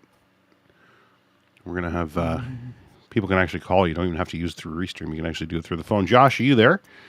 You got this figured out yet? Microphone might be muted. Video file. Watching you technically is like watching Lachlan, just so you know. You guys are very similar. No, I resent that. I know how to use the software now really good. Like I'm just, it's just sometimes computers do stupid things. Like I'm opening up the folder that it says it's in, and then it's not in there. Then I put it on the desktop, and I use the word file type, and I start getting all angry. Maybe I am like, yeah, I think maybe I am. Yeah. Yeah. Well, I pulled Josh up. I just don't. Yeah, he's gone now. I think he might have microphone issues, but if you can get that figured out, we'll try. I think he has connection issues, doesn't he? It could be that too. He's got all green bars now. Josh, I think Josh has a lot of issues. I'm here. Seriously, like. Hey, there he is. Hey, Josh, how you doing? Good. How are you guys doing? Good. Fantastic. Are you on Xanax right now, Josh? It sounds like you're on some sort of a Xanax or opiate. Everything good? That's hilarious.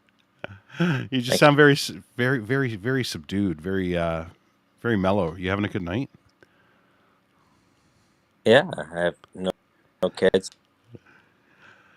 That's always a mellow night. You don't even need drugs. That's the best part. What a concise motherfucker he is. Are you okay? Of course I'm okay. I don't have any kids. Yeah. I don't have my kids Okay. with me. I'm good. Kids are gone. I'm enjoying myself. Thank you. Exactly. What's up, Josh? What's going? You put a thing in about Qatar. What's going on in Qatar? Somebody died? Oh, you're assuming that's me? Was that not you? Yeah, you're correct. I thought so.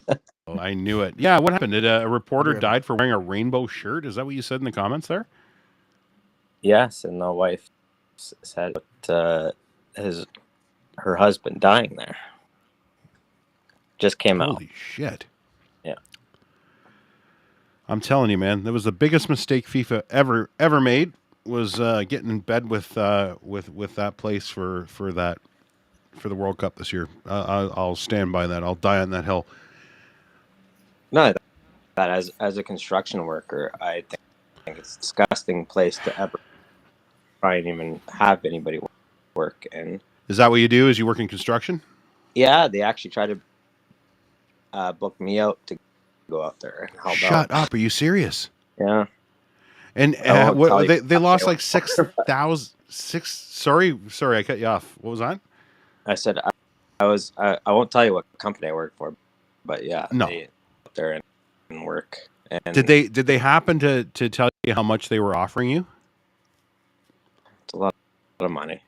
Was it a lot of money? Yeah. And what they lose? They lost like 6,000 laborers. Like they got like slave labor from everywhere to go in there, and it was literally in the thousands of people that died from heat exhaustion. But that's just the people that were registered as actual workers, not the people that were there temporary. That's fucking crazy. That's the problem. Absolutely insane. Well, I'm glad you didn't go. Well, I was told I was was gonna be taking while I was there. Jesus Christ, are you serious? They can only, All right. That's wild. you can only assume what actually the Oh, did we lose him again? like the Oh, there he is. Sorry, Josh. Go ahead. yeah, but it's honestly the clevercy. Like What the fuck are you guys especially talking just to build just to We're build talking a stadium. about the construction in Qatar. about? Oh, yeah. Yeah, Josh Try works and for build a construction company, and apparently they were trying to recruit construction firms from even North America to send people over, and Josh's firm, which we don't know the name of, it's fine, was approached and they refused, obviously. But they were trying to recruit everybody to get those things up and running. I could just imagine how, if they're letting that amount of people die in the stadiums, could you imagine how unsafe the stadium itself is? Like having that many people Yeah, sitting like in it? there was like an investigation when the Sky Dome was built and one man fell, right? Yeah, Like, yeah. there was- Our Tim Hortons Field in Hamilton, when they closed Ivor Wynn and they built the new stadium, it's had nothing but problems. And I know some people that worked on that project that said they would never step foot in it, even if they gave them free tickets, and they built it. So yeah. You get So you're a construction guy, Josh? Is that right? yeah. Are But you the so Brazilian- is it like Don Ellis, that kind of thing? Who's Don Ellis? I don't know. I Isn't don't that the know. name of that construction? That no, it's builder? it's one of them, one of thousands in this country. But yeah, I thought that was the biggest one. I was just don't trying try to and show fish my out the name of the chops. place that he works for. He's already said Why he not? doesn't They want to name it. refused. They refused.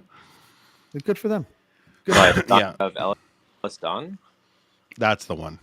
Yeah, Ellis that's Don. what did I say? Don Ellis? Yeah. I'm also it's Lex Dick. So He was on Three's Company, wasn't he? Don Knotts, Don yeah. Ellis. What? You guys want to know why? No. There's a reason there's a lot of construction companies going down and don't even know about it. Oh Why? yeah. Why is that happening? Speaking like ambiguities, but so that we know what you mean. Why is Ellis Don the biggest company right now? Why? You're the expert. You tell us. It sounds like a joke. I'm Yeah, not. why is Ellis Don? I'm not the expert, but A priest, a rabbi, and an engineer Well, from Ellis Don walk into a bar. okay. We're suing, said Ellis Don. Then Don Ellis crashed in. Yeah. Okay. Ordered a call in Tom's. Okay, Josh, go ahead. Give me 20 seconds on the criminality behind the builders going bust, if there is any, or whatever it is. Do you have most of it on your other podcasts with Dave, and you see what's happening with Ellis Don? Yeah. And there are other builders. They're all coming together, and it's like a monopoly right now. So a bunch of companies are being absorbed by bigger companies right now? No, they all tied it into one. Oh. Wow. So the They're name is all appropriate. He's the Don. monopolized. That's the Don. As you've been talking, I don't know how to easily say this, but yeah, it's. I don't know if you know, but Metrolinx is all three companies. Yeah, I know. I know. Listen, what you're saying makes absolute sense. It's also like probably an hour-long conversation, but it's one I want to have. Correct. We're gonna push you out and bring Christy in. I hope that's okay, Josh. Thank you for being operating in the Sure. shadows, wherever for that. I like it. agency you're with. I like not having to actually look at somebody when I'm talking to them. This does remind me of like talk radio. It's nice. I wonder if I can communicate just like this with my wife right now. It's like just with an M for her or a C. Where it just careful. What?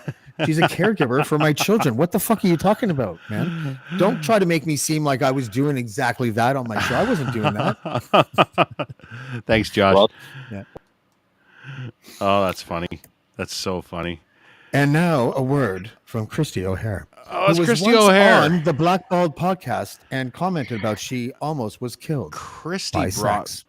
brought Go ahead. me whiskey when I was at Army Chris's for that Cruise FM rock show that we hosted at Chris's house. She brought me a really nice bottle of whiskey that I ended up leaving because I couldn't bring it on the plane because it was open, and left it in the care and control of Army Chris, and I'm sure it's long gone.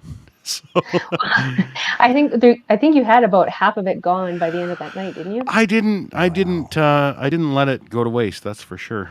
We were doing picklebacks with it.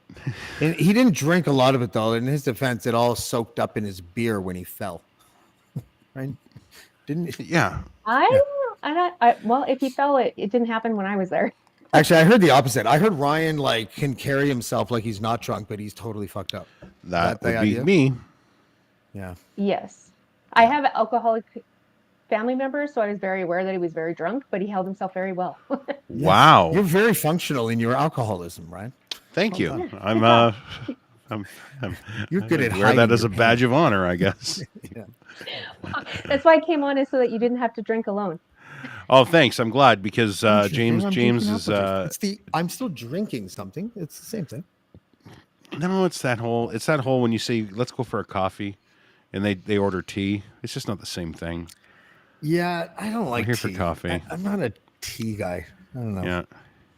But that just could be for the innocent reason that I'm not really fond of British people altogether, right? But It's an anti-monarchy thing. yeah, that's right. Well, I've gone full Alberta redneck. I'm drinking moonshine. Oh, good for wow. you. What kind of moonshine? Hanson Distilleries moonshine. It's vanilla fig moonshine. Yeah, Vanilla- that sounds wow, that that's sounds really that sounds moonshiny. hardcore. It's the most moonshiny moonshine I've ever heard in my life. That's hardcore. You get it in the cave in Edmonton. Is it distilled through the carburetor of a 1987 Chevy pickup? No. She had to It's think not- about it. Dodge. Maybe. Oh yeah, I forgot. It's Alberta. It's a Ram. Yeah. Right. My bad. Everyone's got a black Dodge Ram and drives like a dick. It has truck nuts. Mm. The truck has bigger balls than the driver usually, doesn't it? How's Danielle Smith doing out there? I heard she's doing some pretty well. I haven't really been paying too much attention. She's doing great. Painful. Yeah. It's painful. She wants to Oh, I thought you said ban the gene O pool. Canada at sporting No. events, right? She wants to do what? Sorry? She wants to ban the O Canada at sporting events, not because, and which I would have agreed with, it's redundant. Let's fucking get on with it. Like, I mean, I find the national anthems to be a little bit like, all right, I think it's like, dumb. you At know, we're all- sporting events is so stupid. We don't do this anywhere else. The only reason it exists, in case people don't remember, because you weren't alive, is after the war, after World War II.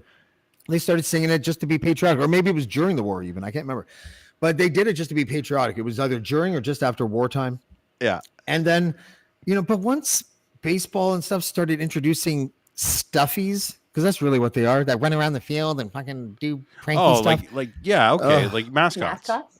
I fucking think mascots are like Stuffies. like they're stuffies, and they take us back to a place where we're probably been drugged at a carnival by a grifter father son Stuffies. duo that took your diamond necklace. Like it's just one of those things where it's like, would Go you ever sports let ball. your child? Would you ever let your child like hang out with a mascot like in the, even if it was just in the outfield? I'd be like, don't go near there. He smells like ass, son. I can smell him from fucking here. There's a guy in there named Bill, and he's half drunk, and I don't want you fucking anywhere around him. Oh my Not god. all mascots are the same. My friend is actually a mascot. What mascot touched you when you were a child, James? Tell us the whole story, please. Something bad Father happened under Murphy? a bleacher. Yeah, something happened under a bleacher. If by bleacher you mean alt, no, never mind. It's not A rectory. It's a rectory. Yeah, that's right. It's always a fun No, word, but rectory. I just find it dated. There's certain things that It are is. dated. It's so and dumb. I just find it like when the Raptors launched, I think it was, I don't remember exactly, 94, something like that, 95. But when they launched, I was like, okay, we have a basketball team. Fine.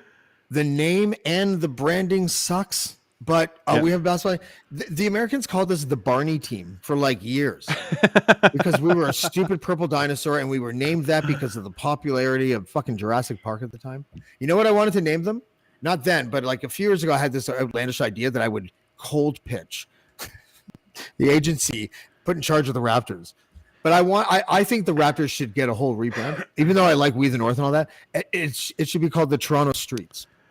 It should have one of those names that are sort of what do you call it, existential or whatever, like abstract, and you call it the Toronto Streets. Think of the promo. You're so high. No, you're so high. I thought about this when I was high so many high times ago, though. Like it's not. I was. No, it was. I totally forgot I could get the meeting. You started making fun of Stuffies, and I totally forgot. Ashley was the mascot at her high school. She used to wear the costume at her high school for the games. So that is a direct shot at Ashley smelling like half drunk Bill. Ashley knows that she probably smelled like ass. Ashley probably changed her own name to Bill privately while she was doing that thing. That could have been. I never really got into that part of the conversation, but you might be right. Christy, do you have a question for us tonight as one of our avid viewers? What's that? When I was a cheerleader in high school, we were the Bandits, but our mascot was a freaking raccoon, and the guy who was in the suit always smelled weird and was weird. See, I told you. But that's high school. That's different than that guy professional didn't mascots. grow up and all of a sudden discover that he was a really amazing, intelligent person. He went to Milwaukee and got a fucking job as a baseball running around the stadium. That's what that guy did. Actually, you know what? We should have asked Josh when he was here because we've had, and Leanne actually. I was going to say, I put that tweet out if we're going to talk to people. Did you come with a question, Christy, or no? You just wanted to come and hang out and say hi? I believe Christy just wanted to see our faces. Yeah. Okay. Well, you guys are you're telling Leanne to take her inhaler. I have my 2 inhalers that I have to take. Do you want to see what it looks like? I kind of do. Only if we make it a radio bit. Looking for the best. Yeah. If we can make it a radio bit, I'm down. How many can she get in without coughing? No, I'm just kidding. Please don't do that. Don't do that. Are we still talking about inhalers? Yeah. Okay. I was gonna ask. I put this tweet out earlier today, and I wanted to ask the people that were coming on the show today. Guilty judgments that you have on people. What are they? What are your guilty judgments that you have? Like when you see it's things that are just unfounded and they're not fair, but they're judgments, right? They're just straight up judgments. And I put the tweet out and I gave some examples of what I was looking for people to kind of help. Because I'd love to know, because like our audience is usually pretty witty. Like I said, unfair judgment. If you're on an e-bike, it's because of a DUI. If you're selling something online, I'm never looking at the item, only judging the surroundings. And that's true. If your hoodie strings are uneven, like if you're wearing a hoodie and they're uneven, I'm assuming that your life is an unmitigated disaster. And if you think Big Turk is a good candy bar, I'll be assuming in your teens hanging out on a Friday night included your grandma. So those are my unfair judgments. Do you have any unfair biases or stereotypes or judgments like that, Christy? Yeah, I'd say guys in their like 40s who still have like a little bit of long hair sticking out, like the old hockey hair sticking out of the hat. Yeah. What are the skullets like Bonzi in high had? School? Yeah, like Bonzi used to have. Peaked in high school. Mm-hmm. You don't want to let go of high school because that was the best. That's not. I don't think that's an unfair judgment. I think that's pretty spot fucking on. Yeah. So what about you, James? Did you have one, or did I have one? What? One of those fault or those guilty judgments that are unfounded, but it's just something that's ingrained in you. Like I said, Jeep people that drive Jeeps are douchebags, and I know lots of people with Jeeps that aren't douchebags, but in general, I think people that drive a Jeep are Jeep people. They talk about Jeep things. They're like tuners, like tuner bros, like Fast and the Furious tuner bros. They're the same fucking people about their Jeeps. Yeah, I know what you mean. BMW drivers are notorious for being kind of dicks like that too. I don't know if I have something that fits that kind of like framing that you're doing, but when we were talking about like, I think I might have accidentally hijacked it a little bit because instead I started. I liked it. If you were born under a power line, you probably enjoyed Eat More. You know, like yeah, it was good. Kind of and but I have always really. I don't know if you remember this thing in science class in like grade 10 or 9 or something, where they to tell you how you have different pH balance like on your tongue than other students, they gave you this little piece of paper, and to some people it would taste like absolutely nothing, and to other people it would tast like soap. And cilantro is like that. It's about different pH balance or something, right? Whatever it is. And so I feel like this is happening to me so much lately. I feel like I have dementia. What's that? I like start talking, and then all of a sudden I'm like, oh, I can't do it anymore. What were you guys just talking about before I went into that stupid rant? This is going to be a time waste. Unfair judgments. Right. Oh, I'm wondering if people that eat black licorice have a tongue that's just like a genetic mistake. Like they didn't, they're deformed in some way. Are you not a fan of black licorice at all? I find it's the most polarizing food in the world in a way, because you either like love it, and then the people that are staring at you like, how the fuck is he doing that? Hate it. Like, I smell black licorice and I run for the hills. I think it's the most disgusting taste ever. I agree. It's gross. Really, eh? See, I can't even drink Sambuca. Ugh. No. I like it to an extent. Like, it's not something I could sit like you give me a bag of nibs when it comes to licorice, red licorice, I can eat the whole fucking bag. Really? You give me black licorice, I can have like 2 or 3 pieces, and I would enjoy them to a degree, I guess. But it doesn't turn me off like that. Like, I'm not instantly fucking grossed out by black licorice. If someone gave me 3 pieces of black licorice, it would like force me into first degree. If someone gave me black licorice, I'd throw it back at them. Really? Yeah, that's right. Okay. All right. Yeah. So I have a little. I used to be a lot more. This isn't answering your question because I'm trying to think of it in the terms of the box that you're putting it in, and it's hard for me. But there's like, I can't seem to find one that fits that box. But okay. There's certainly like, if we found out that when we were at a party or something that those 5 to 8 guys over there were from South Oshawa, we probably didn't pick fights with them, right? And we probably went home with their girls because they were already pregnant anyways. Schwiggity, the old schwiggity. Yeah, that's not an unfair judgment. I believe that's statistically correct. Actually, Ontario, for the longest time, this is a fucking very useless, unknown fact. The highest per capita rate of unwed mothers was Dundas, Ontario. And I don't know if you know where Dundas is. It's here near I Hamilton. lived in Dundas. It's a little tiny community. And did you know that? Dundas. I don't know if it's still. I don't know if it's still an actual thing, but for the longest time, per capita, they were the highest population of unwed mothers. And it wasn't. I thought for sure it'd be, like you say, South Oshawa. For sure, it wasn't. It was Dundas. Dundas held. Wow, that is kind of weird. Because Dundas is like I live there, and it's like university professors, and it is actually. It seems like a fairly well-to-do town. They got a lot of those old Victorian homes and stuff. All the McMaster profs. Yeah. Yeah. Maybe it's because their parents can all afford to have the kids that get pregnant go back home and live with them. Maybe there's like a wrinkle in the stat, I don't know. I just thought that was funny that you brought up Oshawa. And I always love having that little nugget of Dundas. A friend of mine is from Dundas, and one day we were walking to Webster's Falls, and we were walking up, and I was recently single. It's like 2006 or something, and I was recently single, and he was like, he used to make fun of me because of all the rapping I did. So he used to be like, so Jamesy, now that you're single again, are you gonna go after the girls with the hippity hop bums? And I was just like, dude, was he an unwed mother? No. He was a deadhead who was still working at the Call-Ins as a bartender. Right? So, so he would know my brother. My brother was the head chef kitchen manager of the Call-Ins for almost 15 years. So. Oh wow, nice. Yeah. Small world. So he see, I did it again. What was I talking about? Oh yeah, so that's the hip hop. I love High James. This is my favorite James. Yeah, I know. It might be the weed. I don't know. Should I smoke weed? We're walking up, and he's telling me this, and I'm like, well, yeah, dude. Obviously, I like butts. I never even cared about boobs until I was like 41. Mm-hmm. Like that, right? Yep. But and then we walk up, and we go to the side, and as we get up, and we kind of pull ourselves up because it's like edges and edges of rock that sort of slope down. We stand up, and there are like, it's like Snoop Dogg left his hose under Webster's Falls, and they were shooting like a 976 commercial or something like that. And I was just like, pick up the phone.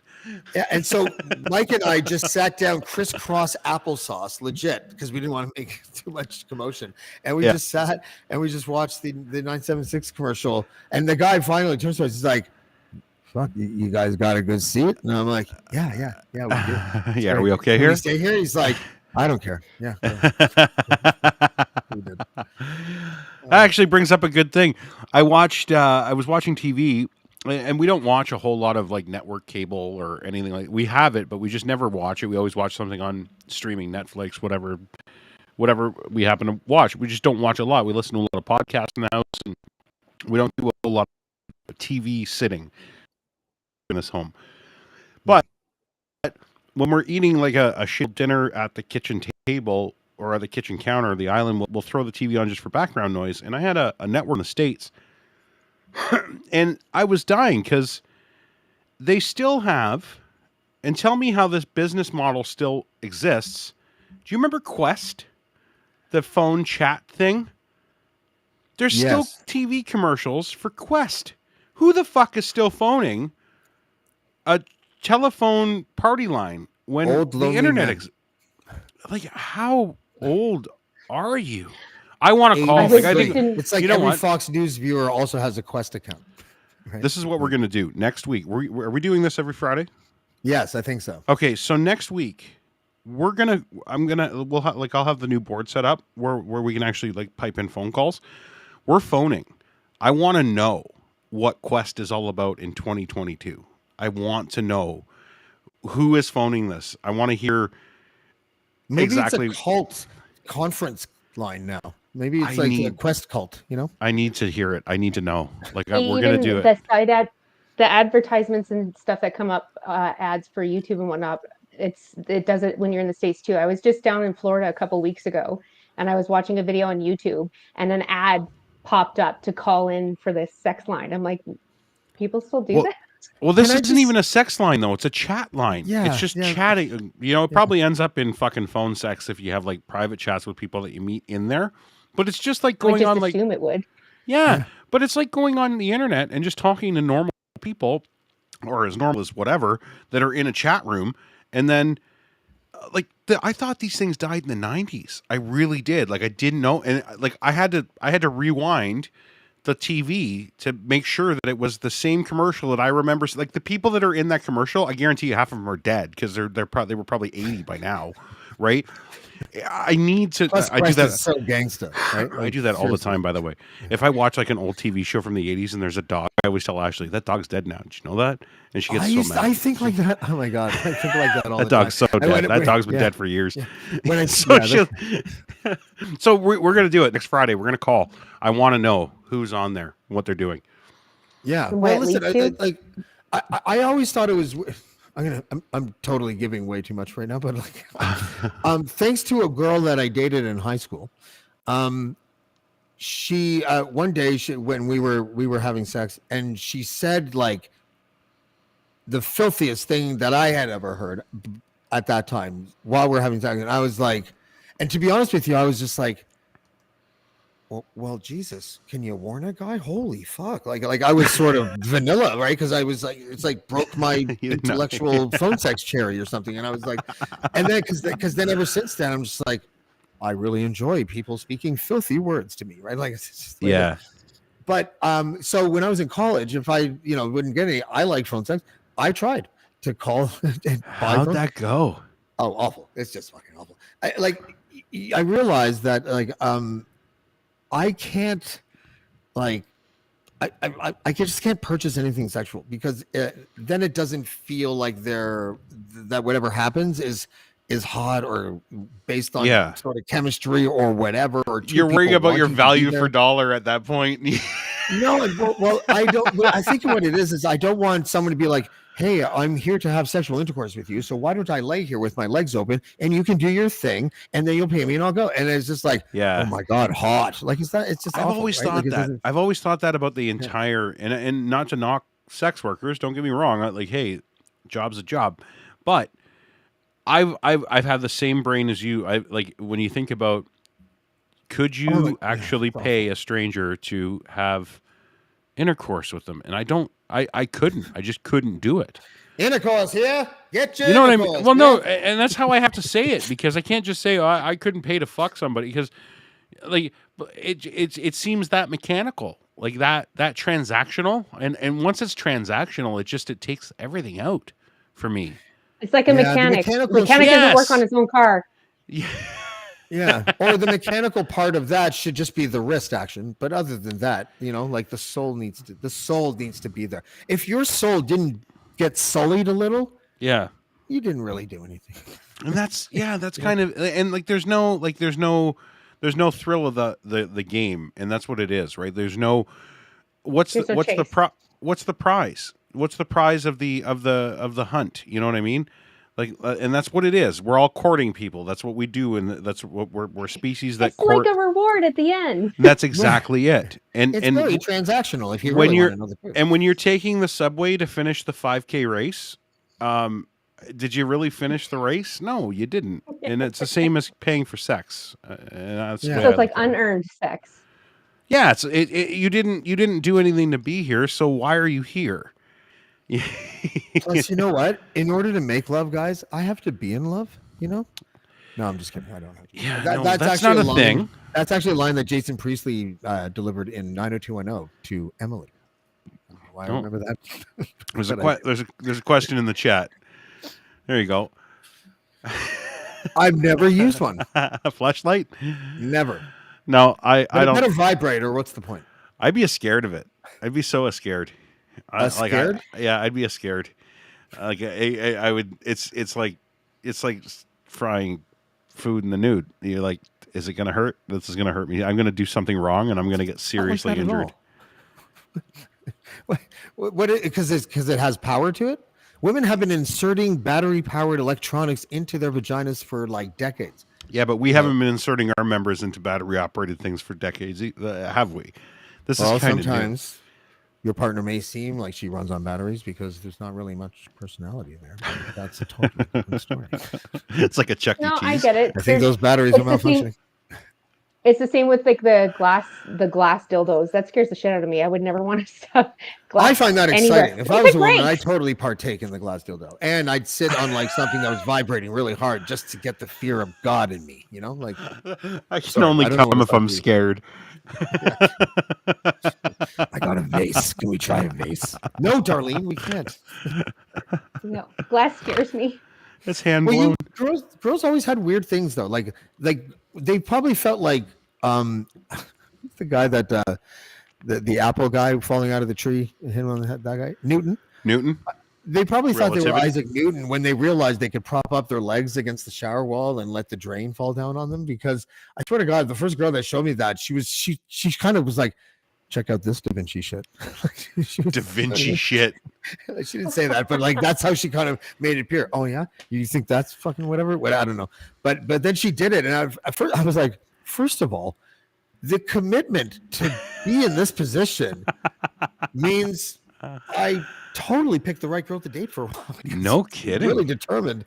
Wow. To have that arena explored as much as possible. And yeah, so and then the arm of the couch where they realize they're sitting there, and all of a sudden they're like, oh, I rocked it back and forth a little bit, and now the arm of the couch is the only seat in the house. Like, I grew up with a lot of women around me. Like, I had two sisters. I had lots of friends on the street. My mom had like a softball team of like 13 lesbians that came over once a week for 8 years, and like really kind of taught me life more than anybody else, any other group of people.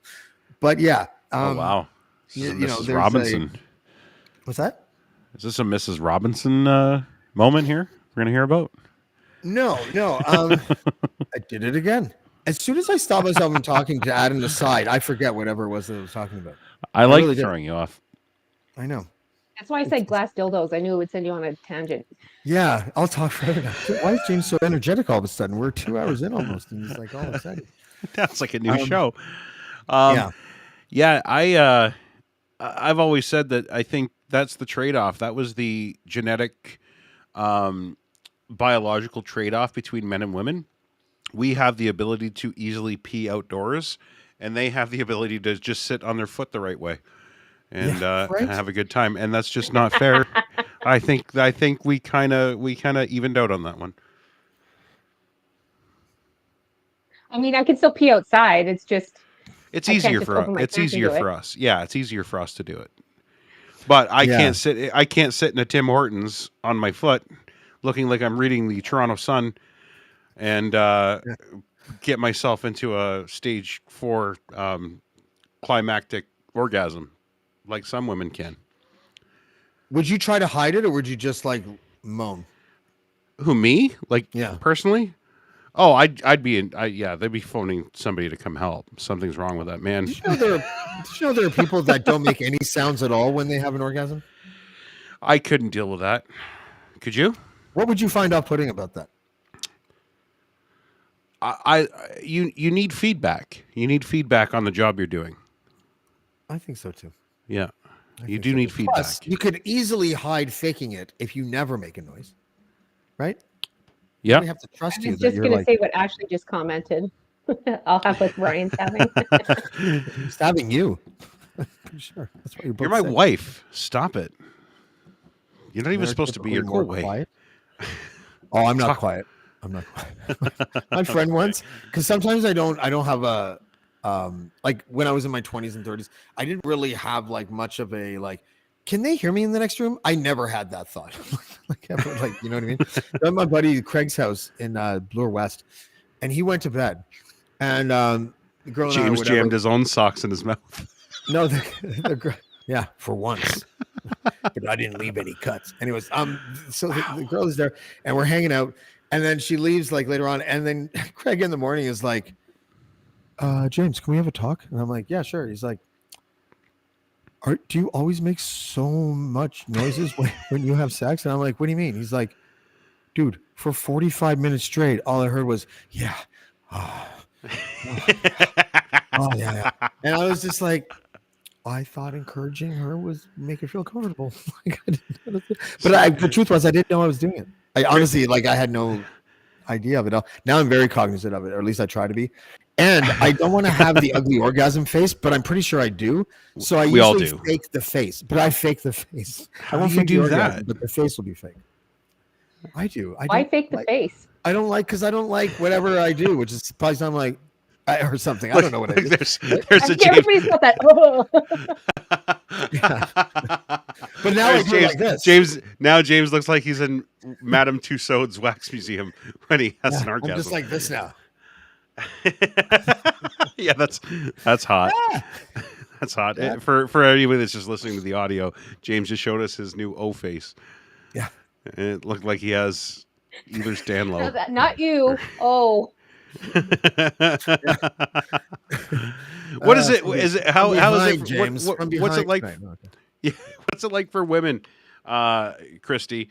You've been pretty open about sex on these shows that we have you on. Is it? Do you think it matters if a guy's vocal in bed? It depends on the girl, I think. Yeah. It makes it for me. I can only speak for me personally, but I think every girl is a little bit different. I find it more enjoyable if the guy's actually expressing what he likes or how, yeah, that's what I want, or groans or whatever. So you're an overthinker. You're a talker, then, are you? Now it's gonna get awkward because it's just you and me. Yeah, sure. It's okay because my wife's here. Yeah. No, actually, James was reminding me of a story because when I was in my 20s, I was always in houses with 8 people. I was usually the only girl. There was all guy roommates.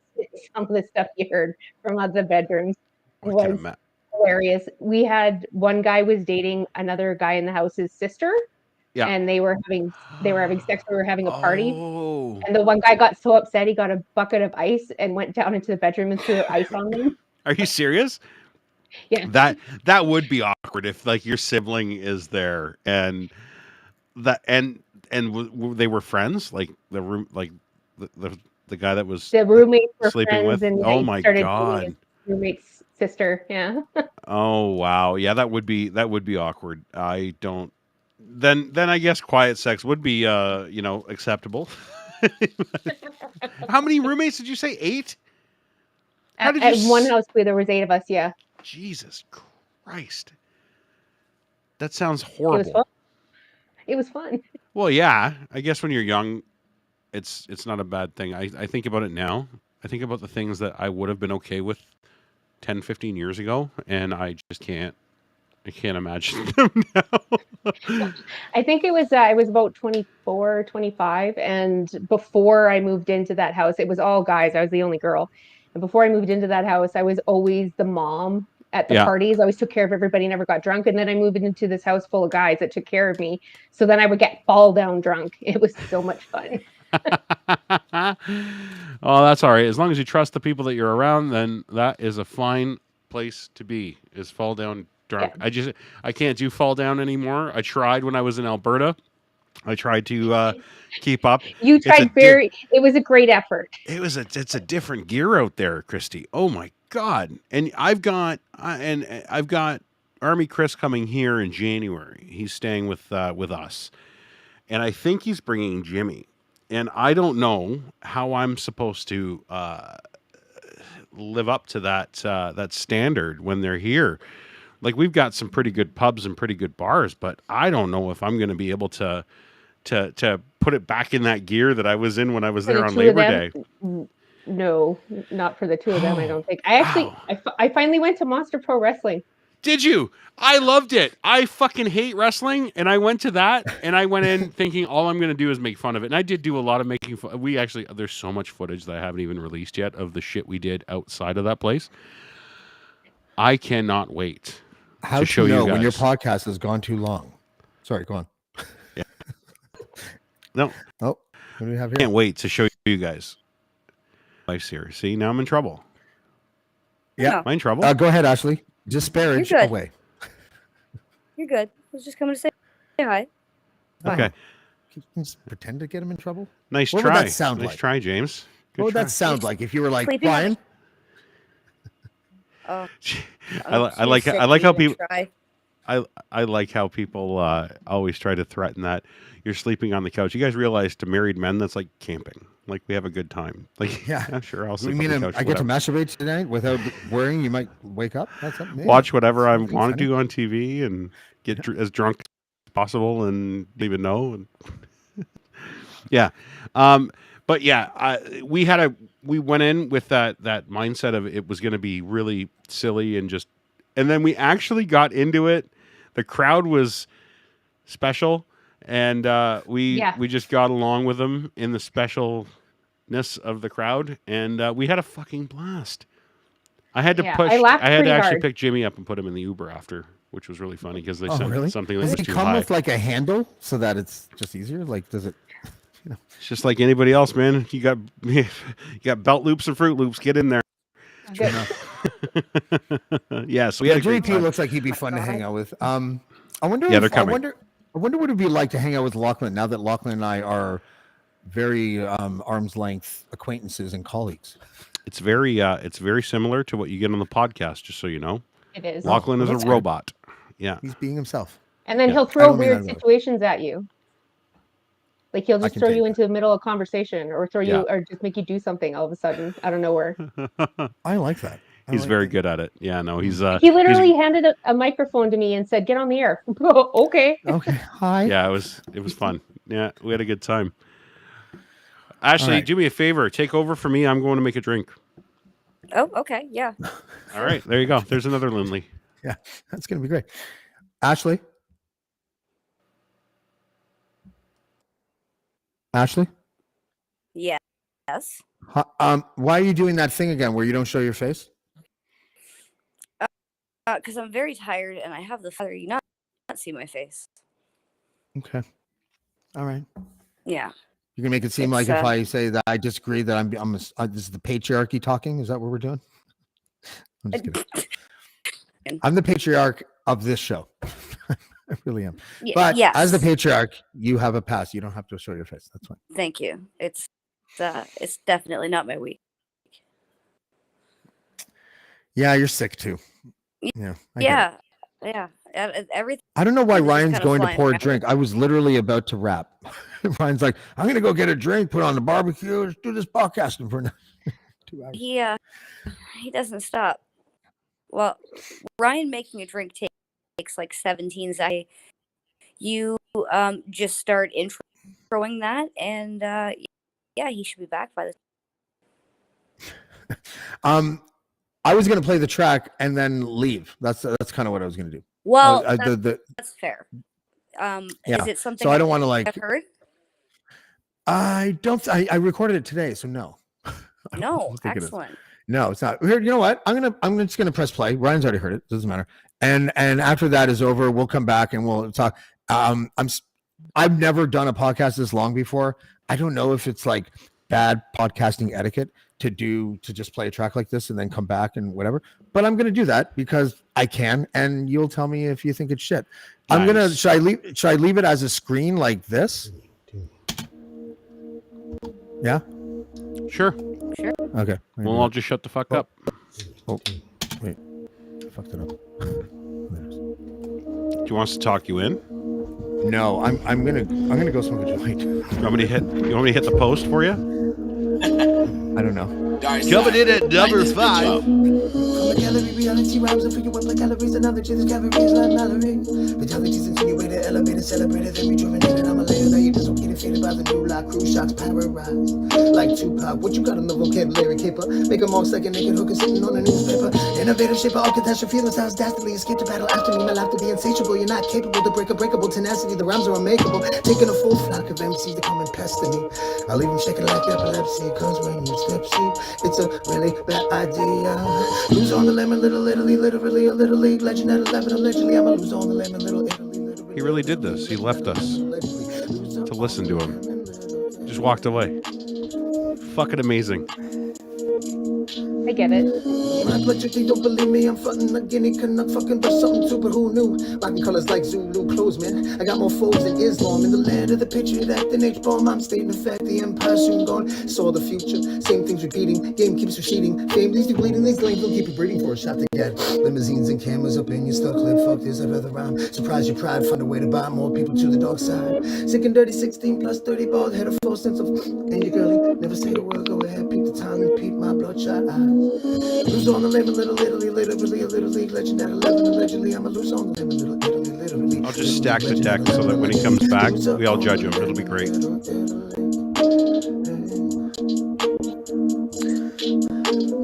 Cats in the cradle, man from the land of the maple tree, the first rate MC, facts and fables, scams from the land of the brave and free. The muse told me, she said, odd one, look at the gauntlet. Do you have the strength, the foresight? Stop it.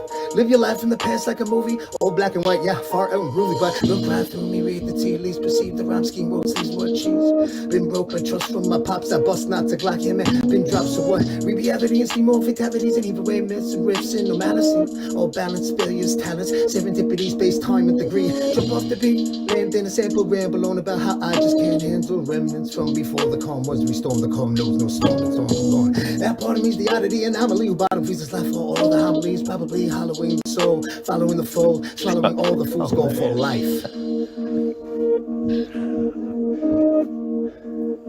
Coming in at number 5 is James DeFiore with Allegedly or Little Italy. We're not sure what it's called this week. Coming in at a time the temperature is 8 degrees and the sun is. I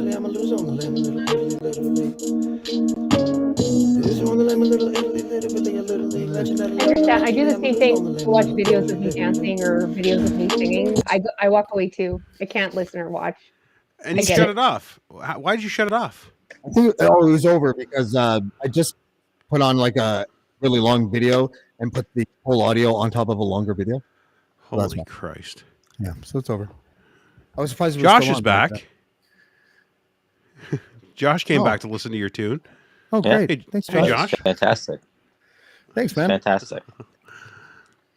I appreciate that. This is why I don't like to do the live thing. You know what I mean? I don't know. Thank you. Like I just, you know, I like doing it, so I don't mind sharing it. But I am weird about it still, the sharing part. I don't know. Oh, that's your own tune? Yeah. Yeah, it was him. Okay. Cool. I like it. I think I shared to James something. I don't think he knows. I didn't hear it that. wasn't. I felt weird about it. What did you What share? did you share? Somebody I know that has like I'm really you guys are like, you said that you're gonna reach out.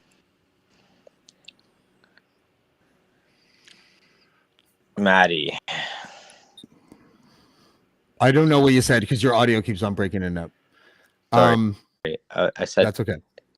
Maddie to see if he wants to do a pod, but I don't think he'll do it. But Maddie who?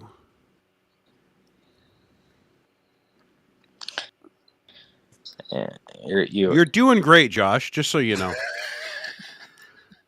Thank you. But Guys, no, this is riveting. Thank you. That's Thank how you I'm again. saying. I know I'm doing great, but We're just teasing, pal.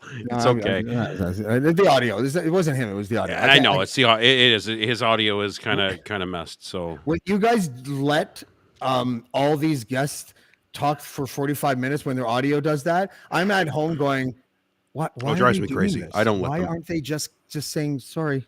We're not doing." We I actually canceled so we many didn't shows. let Rob Wells on the show because his audio was so bad because we felt bad for him, and that's still coming, by the way. I heard, and Gordy Johnson from Big Sugar is coming back next week as well. I don't think we plugged that on the show today. I'm not sure if Dean hit it at the end, but Gordy's coming back next week. I think Thursday. So the audio last time Gordy was there sucked, but the conversation was awesome. So now they know how to fix it, and yeah.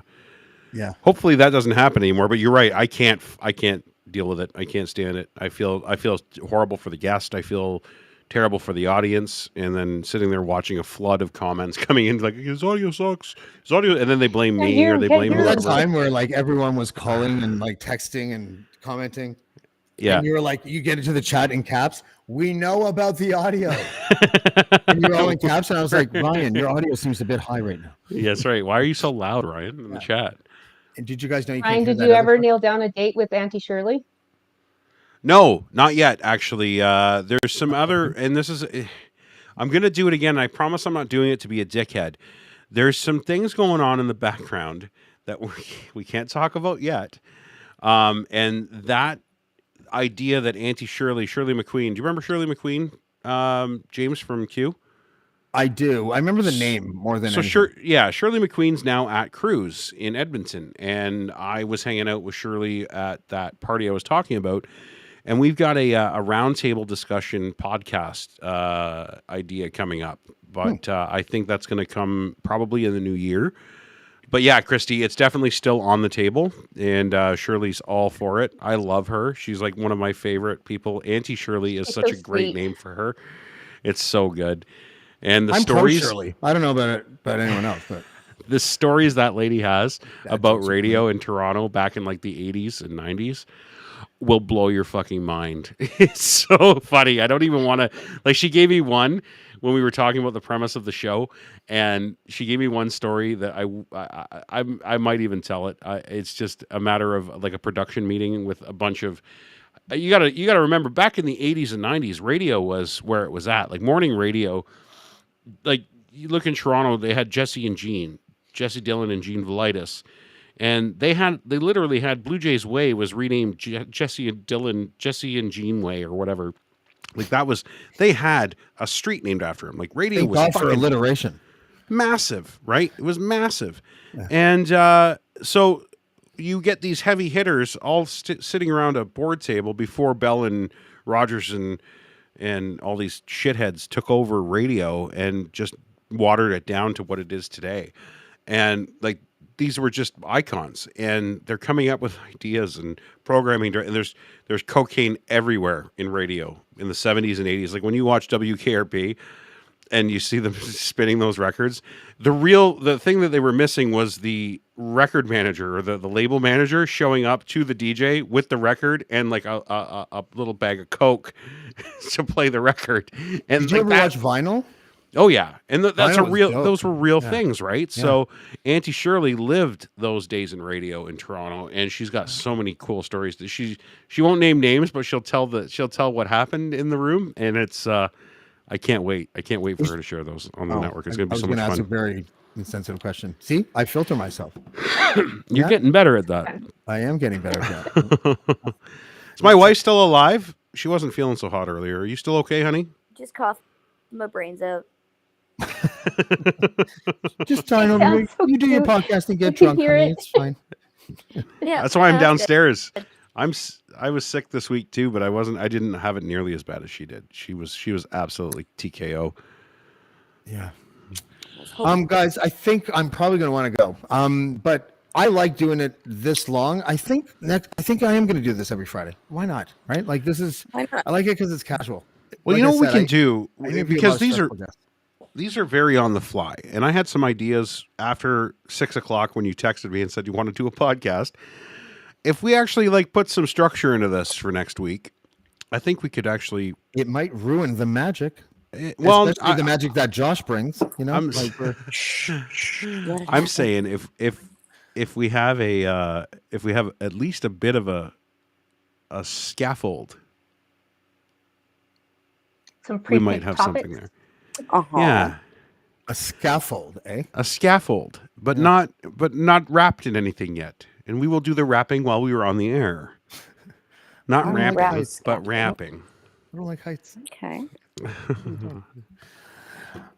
Whatever you want to do is fine. I honestly, I would, if we don't have a scaffold, whatever the fuck a scaffold is, we can go on the fly news.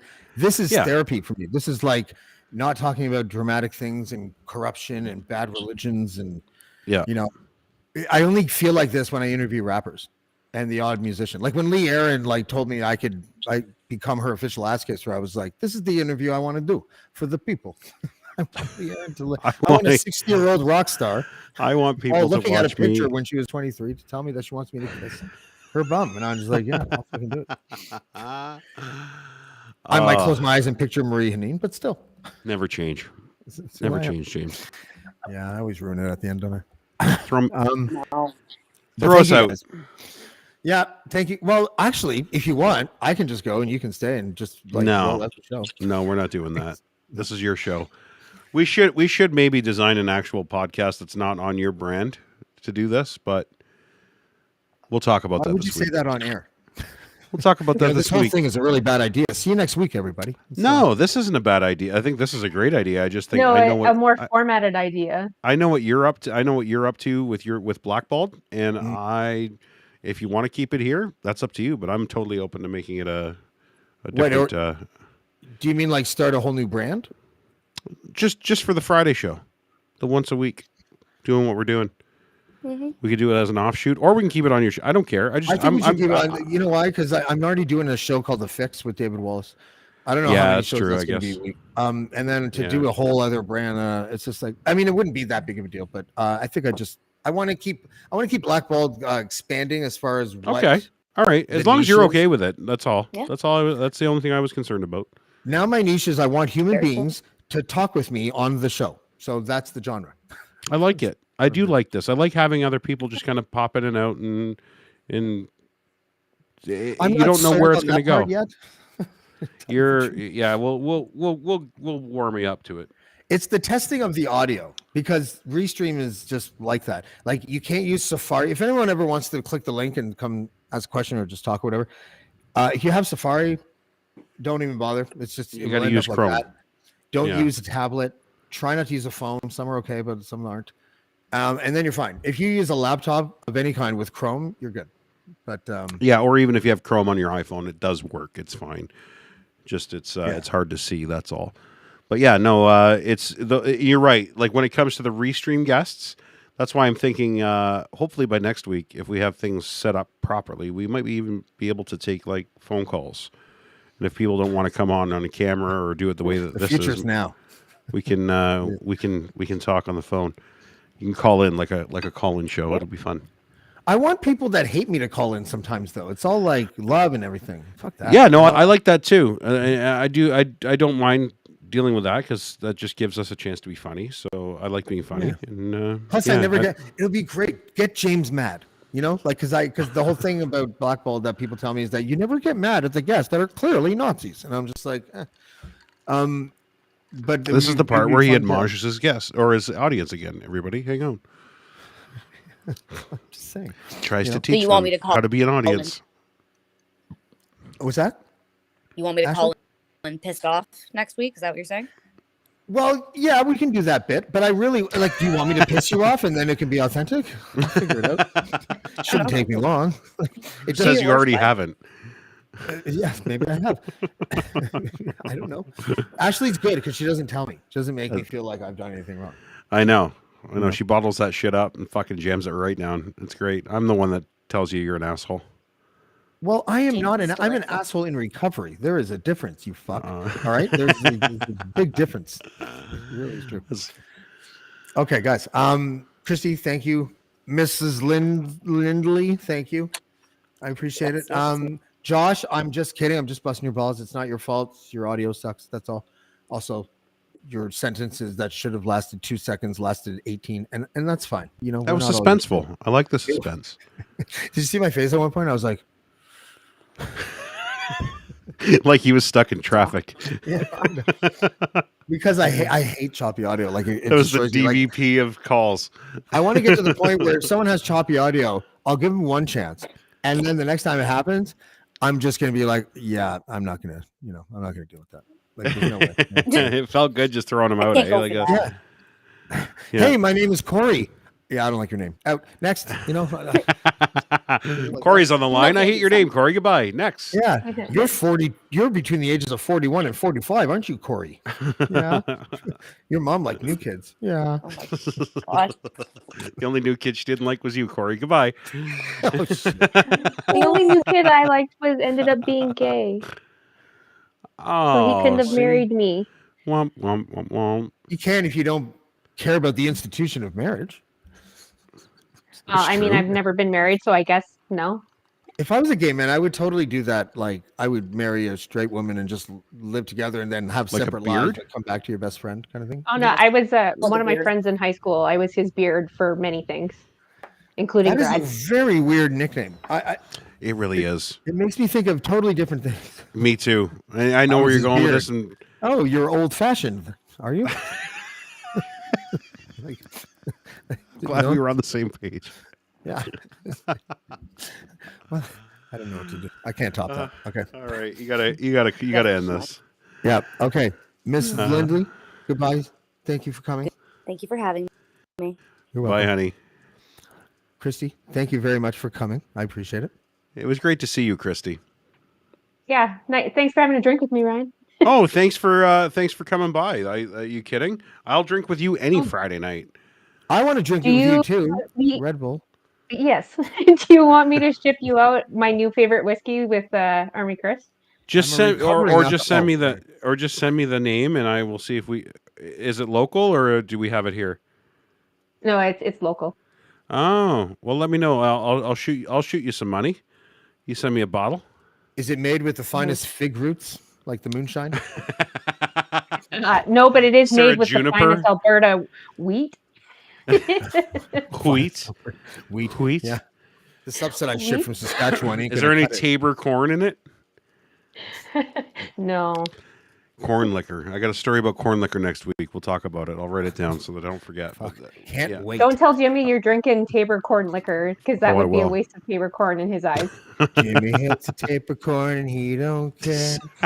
Jimmy hates the Tabor corn. All right, guys. All right. Christy, thank you again. I appreciate it. And we'll Good talk to see soon. you, Christy. Ryan, thank you, man. I appreciate it. Love you, pal. Yeah, I appreciate this. And enjoy the rest of your evening. Tell Ashley I say what's up. And if she's I ever will. mad at me, tell her to continue to bottle up. I don't ever want to know if Ashley's mad at me. No, you know what? And it'll be great the day that it finally boils over because I've seen her boil over and it's violent. It's fucking. I don't want to be the guy that boils it over. I want to be the guy that helps her stomp the shit out of the guy that boiled it over, right? Sorry, Ryan. All right, buddy. All right, pal. We'll talk soon. That's enough out of me. I appreciate Ryan saying yes. He didn't have to. It's funny. A bunch of us are like, do you think we should even ask Dean to come on our podcast anymore? And yeah, once in a while, sure. But we kind of feel like, a lot of times he's being polite. We just, he hasn't indicated anything, but I imagine him like if he knows that I'm going to call and ask him to be on the show, that he sees my number and he's like,